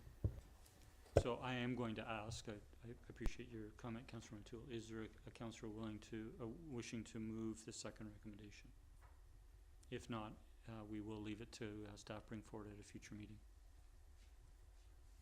Councillor O'Keefe? Not really. I have a question in It's to the short-term rental bylaw. Please go ahead. Whether, if we wanted to make an amendment to that, to prohibit the use of secondary suites and accessory dwelling units as short-term rentals, would now be the time to do that as a motion arising from this discussion, or is that something that staff are going to bring forward at a later date for discussion of the short-term rental bylaw? I think we've had an indication from staff that staff will be bringing forward considerations for council with regards to the short-term vacation rental bylaw. But at this time, we are, as I said earlier, focused on the priorities, particularly with timeline deadlines. Okay, thank you. Thank you. Okay, not seeing a mover for the second recommendation. That will come forward at a future meeting. I just want to comment briefly that I want to thank staff very much for the report. I think it highlights very importantly where these four pieces of legislation will and will not impact Sidney residents. As staff have indicated, there is much more information to be gleaned from the webinars and other processes that they're involved in. And we take note, although all the speakers have left, that public engagement is important, and we will use the tools that we have available to us to communicate these important changes to our community. We can see from this report and from the map on the back page that single and two-family residences are affected throughout our community. It's a large portion of our community. Our residents will learn from information contained in this report, but there is more information to come forward, and we certainly look forward to communicating that. So thank you to staff for the comprehensive report. Next, I'll turn to item 13C, which is the BC Hydro EV chargers at the Mary Winspear Centre. I'll turn to staff for introduction, please. Thank you, Mr. Mayor. We're looking for council authorization to complete an agreement with BC Hydro to install up to 16 EV charging stations in a portion of the Mary Winspear downtown employee parking lot. And should recommendation 1 be moved by council, perhaps the wording could be changed to up to 16 rather than an absolute number of 16. So our climate action coordinator has been in discussion with BC Hydro, who are looking to expand their regional charging network, working with the CRD. I myself became involved due to the town's lease with Memorial Park Society for the employee parking lot. So in your agenda package, you have a conceptual design illustrated. If council is on board with relinquishing up to 17 parking spaces for the town from the town's employee parking lot, that will authorize BC Hydro in coordination with staff to move ahead with a detailed design.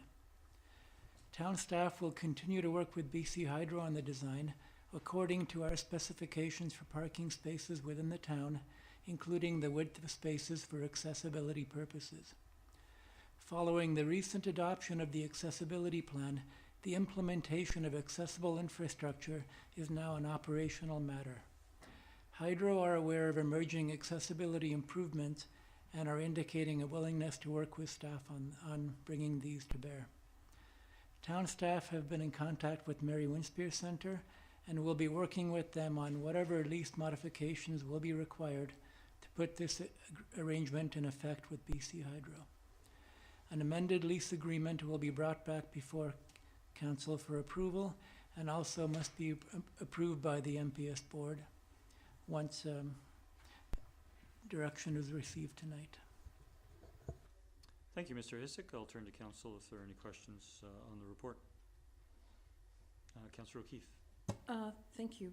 So what I'm wondering is, I, heard staff's comment that accessibility is an operational matter, but I think those are the sorts of things that we set up SPAC for, to review those requirements. And we've had experience in the past, whether it's the strips at the intersections for blind people, and we thought that they were implemented in the right way, but there was some corrections that needed there. I mean, I continue to be amazed all the time about the things that we have no clue about. When this came up on the agenda, EV charging stations, I thought, yeah, okay, let's go forward. And then, I get, Charlene telling me that, well, there's a lot more to it than that. And looking at where the curbs are, looking at how high the handles are and the controls and that sort of thing. So, and she's given us a few ideas. So this is the sort of thing that I think needs to go to SPAC. And I guess my question to staff is, so my understanding is that staff will work with BC Hydro on the design. So is it possible to move forward with these two recommendations tonight, but also have a recommendation to either refer it to SPAC for this Thursday's meeting, even though there's not a specific design, but to give them the opportunity to provide general comments on here's the sort of things that we would like to see considered in terms of your design, or whether staff would prefer to start work with BC Hydro and then bring once you have a design in place, then come to SPAC. So just what your preference would be in terms of now or a little bit later when you have a bit more of a design for them to look at. I'll turn to Mr. Humble. Thank you, Mr. Mayor. So I think our preference is that it doesn't go to SPAC. As indicated by Mr. Hisik, the sense is it's an operational matter, and certainly we appreciate the work of SPAC. There's no question about it. I don't know what we would send to SPAC at Thursday's meeting. First and foremost, there's nothing that we have to send. The second thing is with respect to detailed designs going to SPAC. Again, are they providing feedback to council? Are they providing feedback to staff? Again, these are design conditions that need to be worked out between BC Hydro and the town. So again, I'd be concerned in terms of what specifically SPAC would be reviewing as part of this process. So I guess to answer Councillor O'Keefe's question, our preference is that it doesn't go to SPAC. We believe it's an operational matter. Thank you. Mr. Humble? Yeah, and I guess, my response to that is I respectfully disagree. Okay, sorry. Okay. Sorry, there isn't a motion on the floor. Okay, So you've heard staff's response. Sure. If you wish to make a motion arising or to amend one of the motions in the recommendations, that would certainly be appropriate. Okay, thank you. Are there any questions regarding the report? Councillor O'Toole. Sorry, if I may, just for clarity's sake then, notwithstanding Mr. Hissik's comments and the commitment that would be there between the town and BC Hydro, is there not anywhere requirement for BC Hydro to preparing these electrical chargers in an accessible manner. If there is no requirement, is there a ratio? So if we're talking about up to 16 chargers and spots, is there typically a ratio that perhaps we've seen in other communities where BC Hydro have done this, so that we have some of a high degree of comfort level that indeed there will be accessible chargers available? I'll turn to Ms. Clary. Through to Councillor Rintoul, to our knowledge, BC Hydro doesn't have any signed accessible parking spaces, electric vehicle charging spaces in BC. The town's off-street parking and loading bylaw does require a certain number of parking spaces within a parking lot when it's developed to be marked accessible, but the same regulations do not specifically relate to EV chargers. It's the parking lot as a whole that's required to meet this guideline, and we are not updating the parking lot as a whole. We're just adding electric vehicle parking spaces to it. That being said, we did take a quick look at numbers, and it looks like it'll be very easy to accommodate wide enough parking spaces on about up to 4 parking spaces, which would meet the town's standard accessible parking space width. And we would work with BC Hydro to make that happen. So, thank you, and if I may, Mr. Mayor. So then it would perhaps be reasonable for referring to up to 16 spots, of which up to 4 must be accessible in nature. Is that a reasonable amendment in staff's mind? Yes, I do want to clarify that BC Hydro has said they will mark one of the level 2 chargers as accessible, like an actual accessible space. It would be the first one they've ever done to do that in Sidney. But the other spaces would not be marked, but they would be wide enough to meet the town's standards. Thank you. Thank you, Councillor Rintoul. Are there any further questions? If not, we do have 2 recommendations. Councillor Rintoul. I'm going to move them separately. I move the first recommendation that the town move forward with an agreement with BC Hydro for the installation of up to 16 electric vehicle charging stations, of which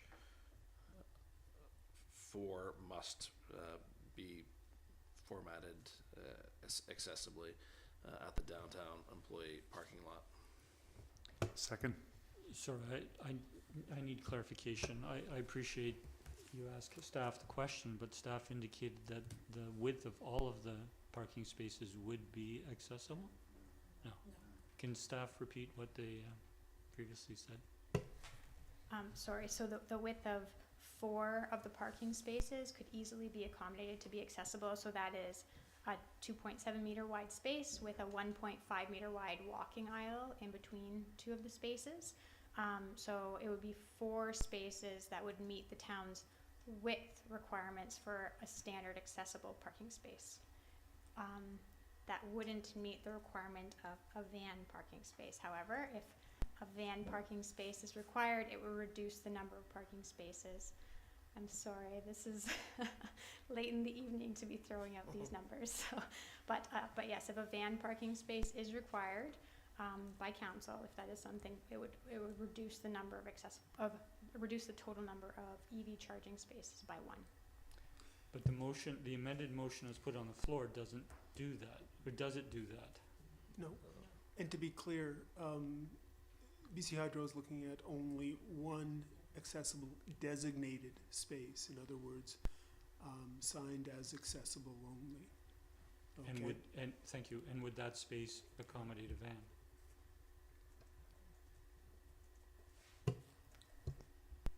It would result, if council were to direct that to proceed, it would result in 1 less charging space, 1 less parking space for EV charging.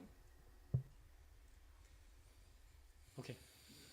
Councillor Rintoul, I'll turn back to you because I appreciate you desiring, or you have made an amendment to, but I'm just wanted clarity on what it captures and what it doesn't capture. Yeah, thank you. And I don't, I did not understand the additional space requirement with respect to a van. Ms. Clary's provided that clarification, so I'm inclined to withdraw the motion and see if someone wants to take a more comprehensive approach at it to address that. Councillor Gurnett. Thank you, Mayor. Not willing to do that, but I do have a question through you to staff. Sure. So when we talked that BC Hydro is committed to one space, and we've been talking about the ability to accommodate certain sized vehicles, is the accessibility component, because we've heard earlier the actual infrastructure itself of the charging unit would need to be, do they approach that from that perspective as well? Like they need to adjust the infrastructure so that it works for somebody with accessibility? Thank you, Councillor. As far as we understand, the charging stations are as they are as of right now, and I think future design might incorporate increased accessibility, but right now all they can install is what they have. Okay, great. Thank you very much. Thank you, Mayor. Thank you. Councillor O'Keefe. So we don't have There's no motion on the floor. Okay, so I will propose this motion then.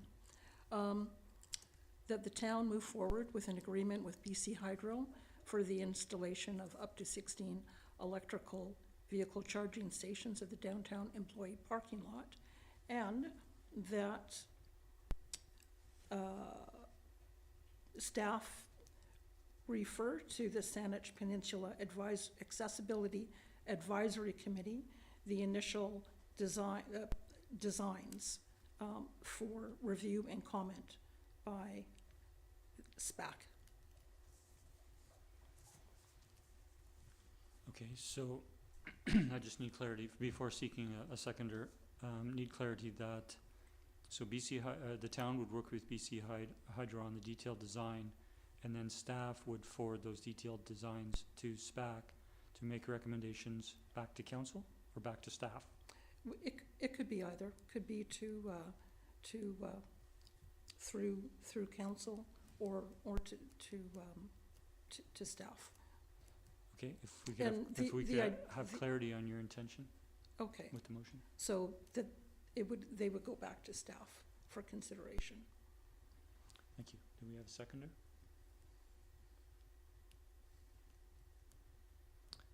We don't have a seconder for the motion, Councillor O'Keefe.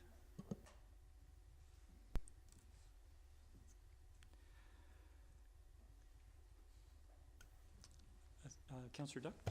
Yeah, I'm wondering if we're lengthening this argument out to the point where can give direction to staff that obviously this is going to be proactive on the part of BC Hydro and the town of Sidney, because as we've heard, it hasn't happened before. And I'm wondering if we can just give some direction to staff to say in their negotiations with BC Hydro to start looking at this component as to accessible units in electrical charging stations. And maybe Sidney and BC Hydro are the first to take that step in designing something that is accessible. And rather than us trying to build a motion around what that looks like, let's leave it with staff to kind of figure it out and move it forward, knowing that we would like to see something that is an accessible charging station in those 16 units, not just one. And as indicated, maybe one is designated, but others have accessible properties. And I think if we leave that with staff, they can come back with some direction on that. So, thank you, Councillor Duck. And hearing those comments, I think the first motion is recommended by staff with the suggestion by staff that it be for the installation of up to 16 vehicles, provides the latitude for staff working with BC Hydro in the detailed designs. I'm prepared to make that motion. I have a mover. Do we have a seconder? I'll second. We have a mover and seconder. Do you wish to motivate further, Councillor Duck? Just to give direction, it's clear by our discussion here tonight and the information that's missing that obviously between Sidney and BC Hydro that we need to motivate BC Hydro to start giving some consideration to this. And I think we've given enough direction to staff to work with BC Hydro in these 16 units to take a step forward. Thank you. Thank you. Councillor Gurnett? Yeah, thank you, Mayor. Yeah, concur with Councillor Duck. I think staff has heard the comments from council members, and we'll work with Hydro accordingly. So I have confidence they will do so. Thank you. Thank you, Councillor Gurnett. Councillor O'Keefe. Thank you. I will support the motion for it going forward. However, I will make a motion arising later because I'll reiterate again. Sorry, you can motivate with the motion arising. So I'd just like to comment on comments that have made in regards to leave it with staff and BC Hydro, in terms of their knowledge on accessibility issues. So I guess I'll leave that for the motion arising then. Thank you. So I'll support it as it is to help it move forward. Thank you, Councillor Duncan. Thank you. I'll vote against this motion, but only because I'm going to be voting against absolutely every motion about electric vehicles coming forward, because I think it's time. Now that we've had 2023 and we've seen the severe droughts, particularly in the global south, where the majority of the lithium mining is done and the people there have had to choose between mining and drinking water, it's become more acute. And I understand that this is a direction from the federal government and the provincial government, because people have wanted our governments very badly to do something. And we've known for a very long time that this isn't something we should probably do because of the environmental destruction associated with the rare earth metal mining and the copper mining and all the things that are go into creating this additional infrastructure. The fact that we don't know how to recycle the batteries or dispose of them, the fact that they don't actually run very well in any of the weather conditions that droughts and floods and tornadoes cause, and in Florida they light on fire a lot because they're underwater. This is a very bad idea from an environmental perspective. It's probably still a very bad idea from a greenhouse gas mitigation perspective. And I know that our staff is doing it because it's the directive, but I have the ability to dissent and to say why I'm dissenting. I know that our society has chosen to go down the wrong road. We want to reduce fossil fuels. I used to work in mining. I have seen what an oil sands mine looks like. The lithium mines look no better. Just because the sand is white, they are just as greedy for water. And in the global south, they are far, far worse on their employees and on the First Nations that live around them. So for that reason, I will dissent. And I'm going to hope that our society begins to re-examine its insatiable need just to switch and kick the can down the road rather than addressing its greed and entitlement before things are too late. Thank you. Thank you, Councillor Duncan. Seeing no further discussion, I'll call the question. All in favor? Opposed? Councillor Duncan is opposed. The motion carries. We have a second recommendation.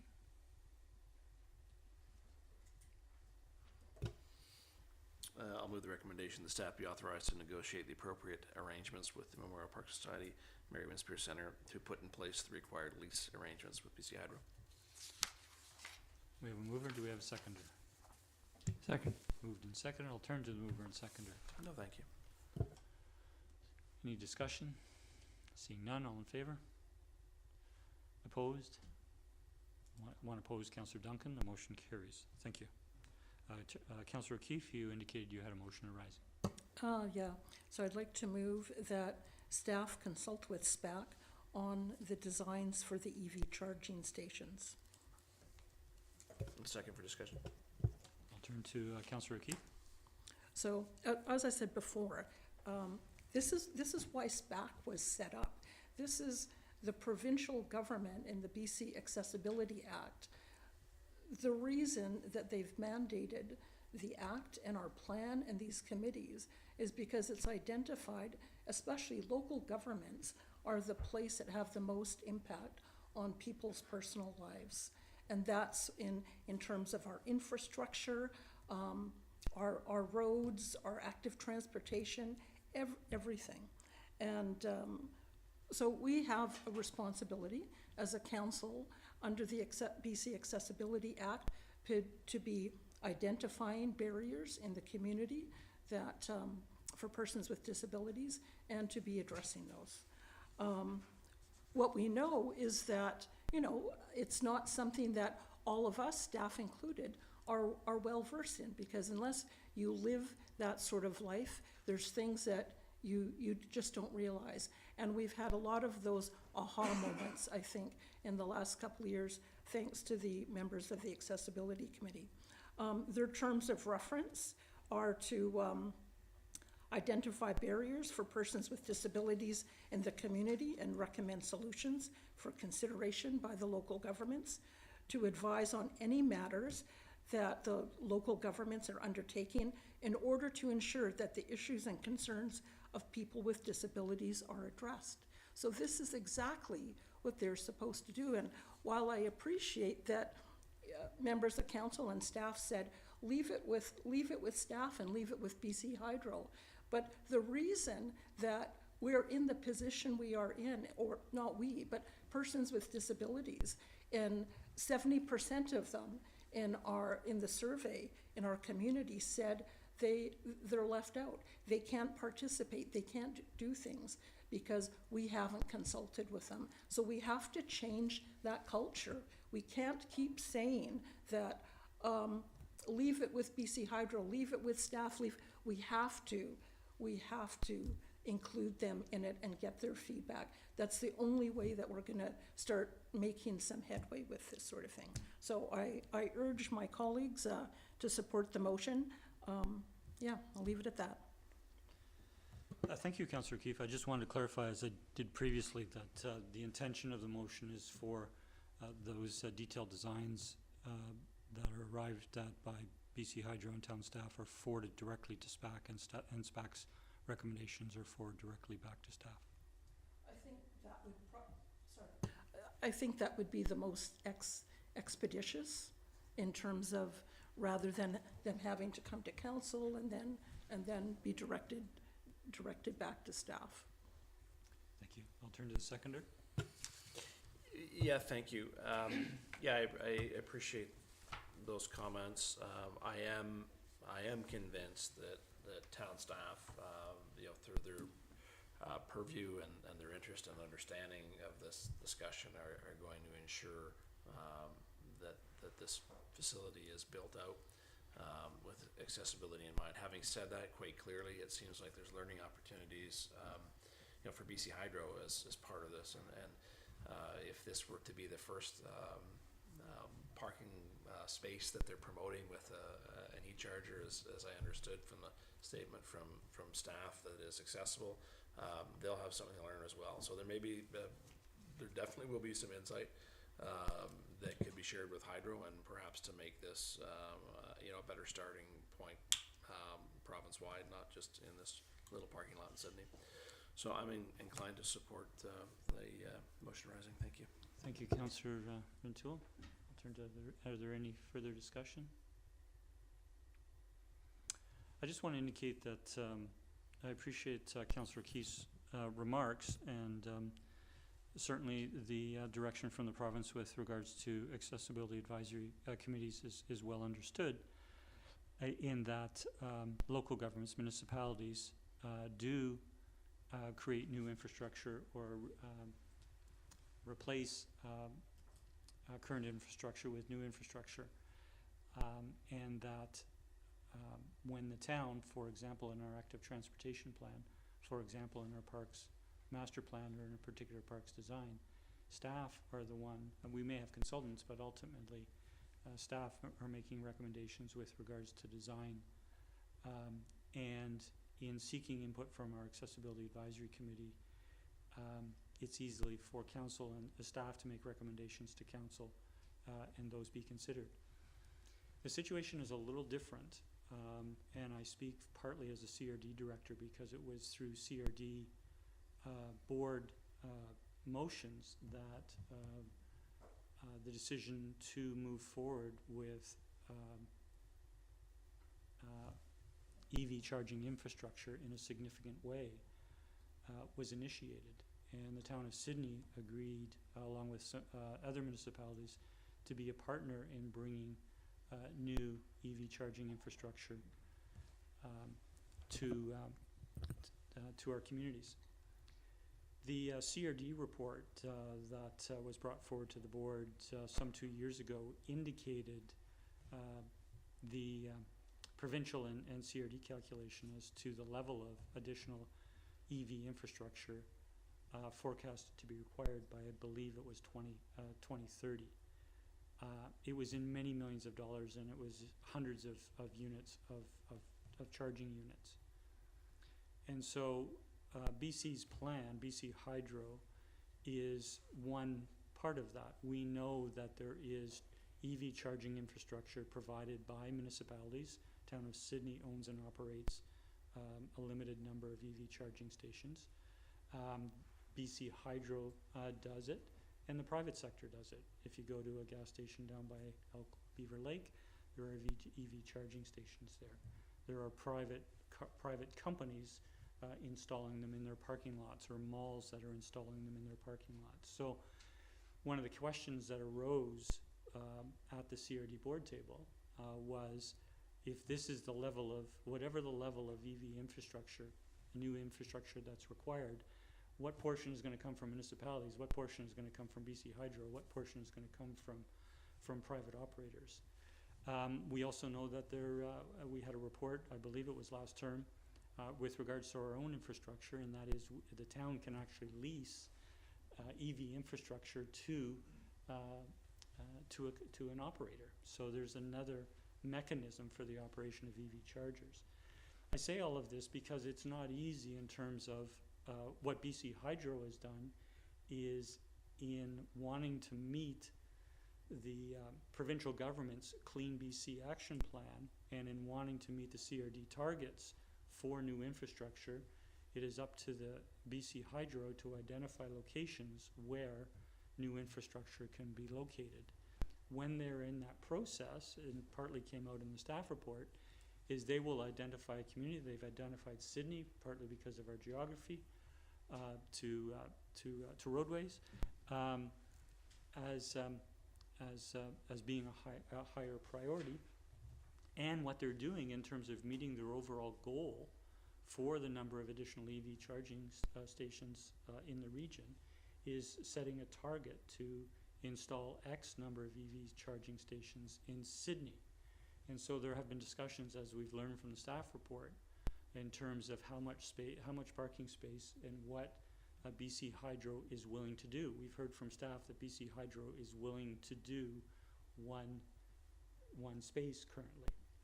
So I'm supportive of the motion on the floor, but appreciating that we are then not, it's not council and staff implementing what the recommendations, looking at the recommendations and looking to approve a way forward.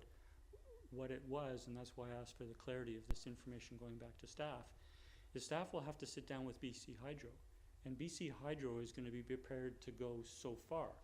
We don't know what that is. Staff can't comment on that, and I realize the aspirations of SPAC maybe such, maybe one thing. The aspirations of council may be another, but BC Hydro, in its directive or in the umbrella that it's working with in terms of the Clean BC plan and the CRD, there will be limitations in terms of what can be implemented, and that's why I'm supportive of the SPAC recommendations going back directly to staff, and staff using their best judgment in discussions with BC Hydro, because I am supportive of EV infrastructure coming to our community, and I wouldn't want to see council or staff taking a position that it has to be this in terms of accessibility, and BC Hydro says, I'm sorry, we can't do that, or we're not prepared to do that. I don't know. I'm not speaking for BC Hydro. I don't know where that will land. I'm just making reference to the process and how this process is different vis-a-vis what we did for our climate, or for our active transportation plan, or what we did for our parks plan. I'll leave my comments there. I'll turn to first-time speaker. Sorry, I've lost track of first and second-time speakers. Councillor Garnett, please go ahead. Thank you, Mayor. I will support the motion on the floor. I think it's important, as Councillor O'Keefe has mentioned, SPAC's role and why they're created in the first place. Their inputs is extremely important when we're talking about something that BC Hydro hasn't never done before, apparently. So, as Councillor Rintoul mentioned, and I think having them provide comment to staff then gives staff some more weight when they approach BC Hydro in the discussions, because this is something the provincial government has mandated. that we have a SPAC and that we have this kind of information. So I think it will give staff a few more, they'll give them more strength and weight when they have their discussions with BC Hydro in terms of the designs for our community. Thank you, Mayor. Thank you, Councillor. Any other first-time speakers? Seeing none, I'll go to Councillor O'Keefe as a second-time speaker. Thank you.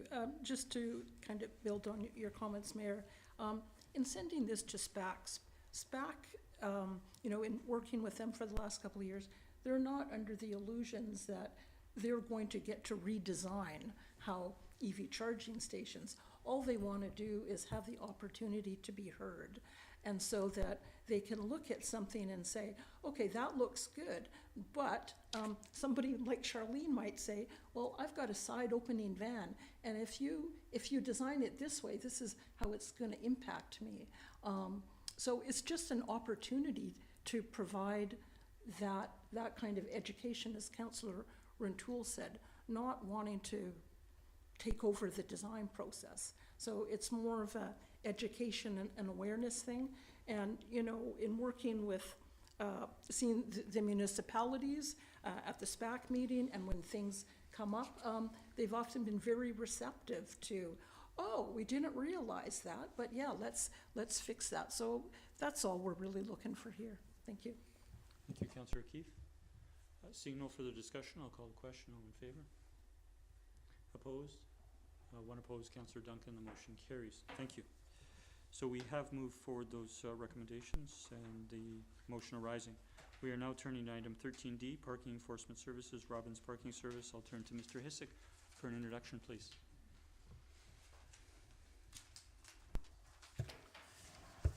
Thank you, Mr. Mayor. The town has 3 separate agreements with Robbins Parking Service Limited for different aspects of parking enforcement. Those are for the long-term parking lot F, the Talista Boat Launch, and a general parking enforcement agreement. 2 of those agreements are set to expire at the end of March, and the larger parking enforcement agreement recently expired on December 31st. All 3 are being brought forward for renewal, and some details are included in the staff report, including the fact that the enforcement hours are being expanded with the new general enforcement agreement on a seasonal basis. Robbins remains the only full-service parking enforcement company operating in the CRD, and they've provided very good service to the town since the beginning, and we are recommending approval of the 3 agreements. Thank you, Mr. Hissick. I'll turn to, if there are any questions of the report, Councillor Gurnett. Thank you, Mayor. I just have one theory to staff. Mr. Hissick, when you mentioned the net increase is estimated at approximately $20,000 after the offset from parking violation, does that include the further offset you mentioned after all that about the increase in monthly parking rates, or would it potentially be lower? It would be lower with the recent increase to monthly parking revenues. Great. Thank you very much. Thank you, Mayor. Thank you, Councillor. Seeing no further questions, we do have recommendations.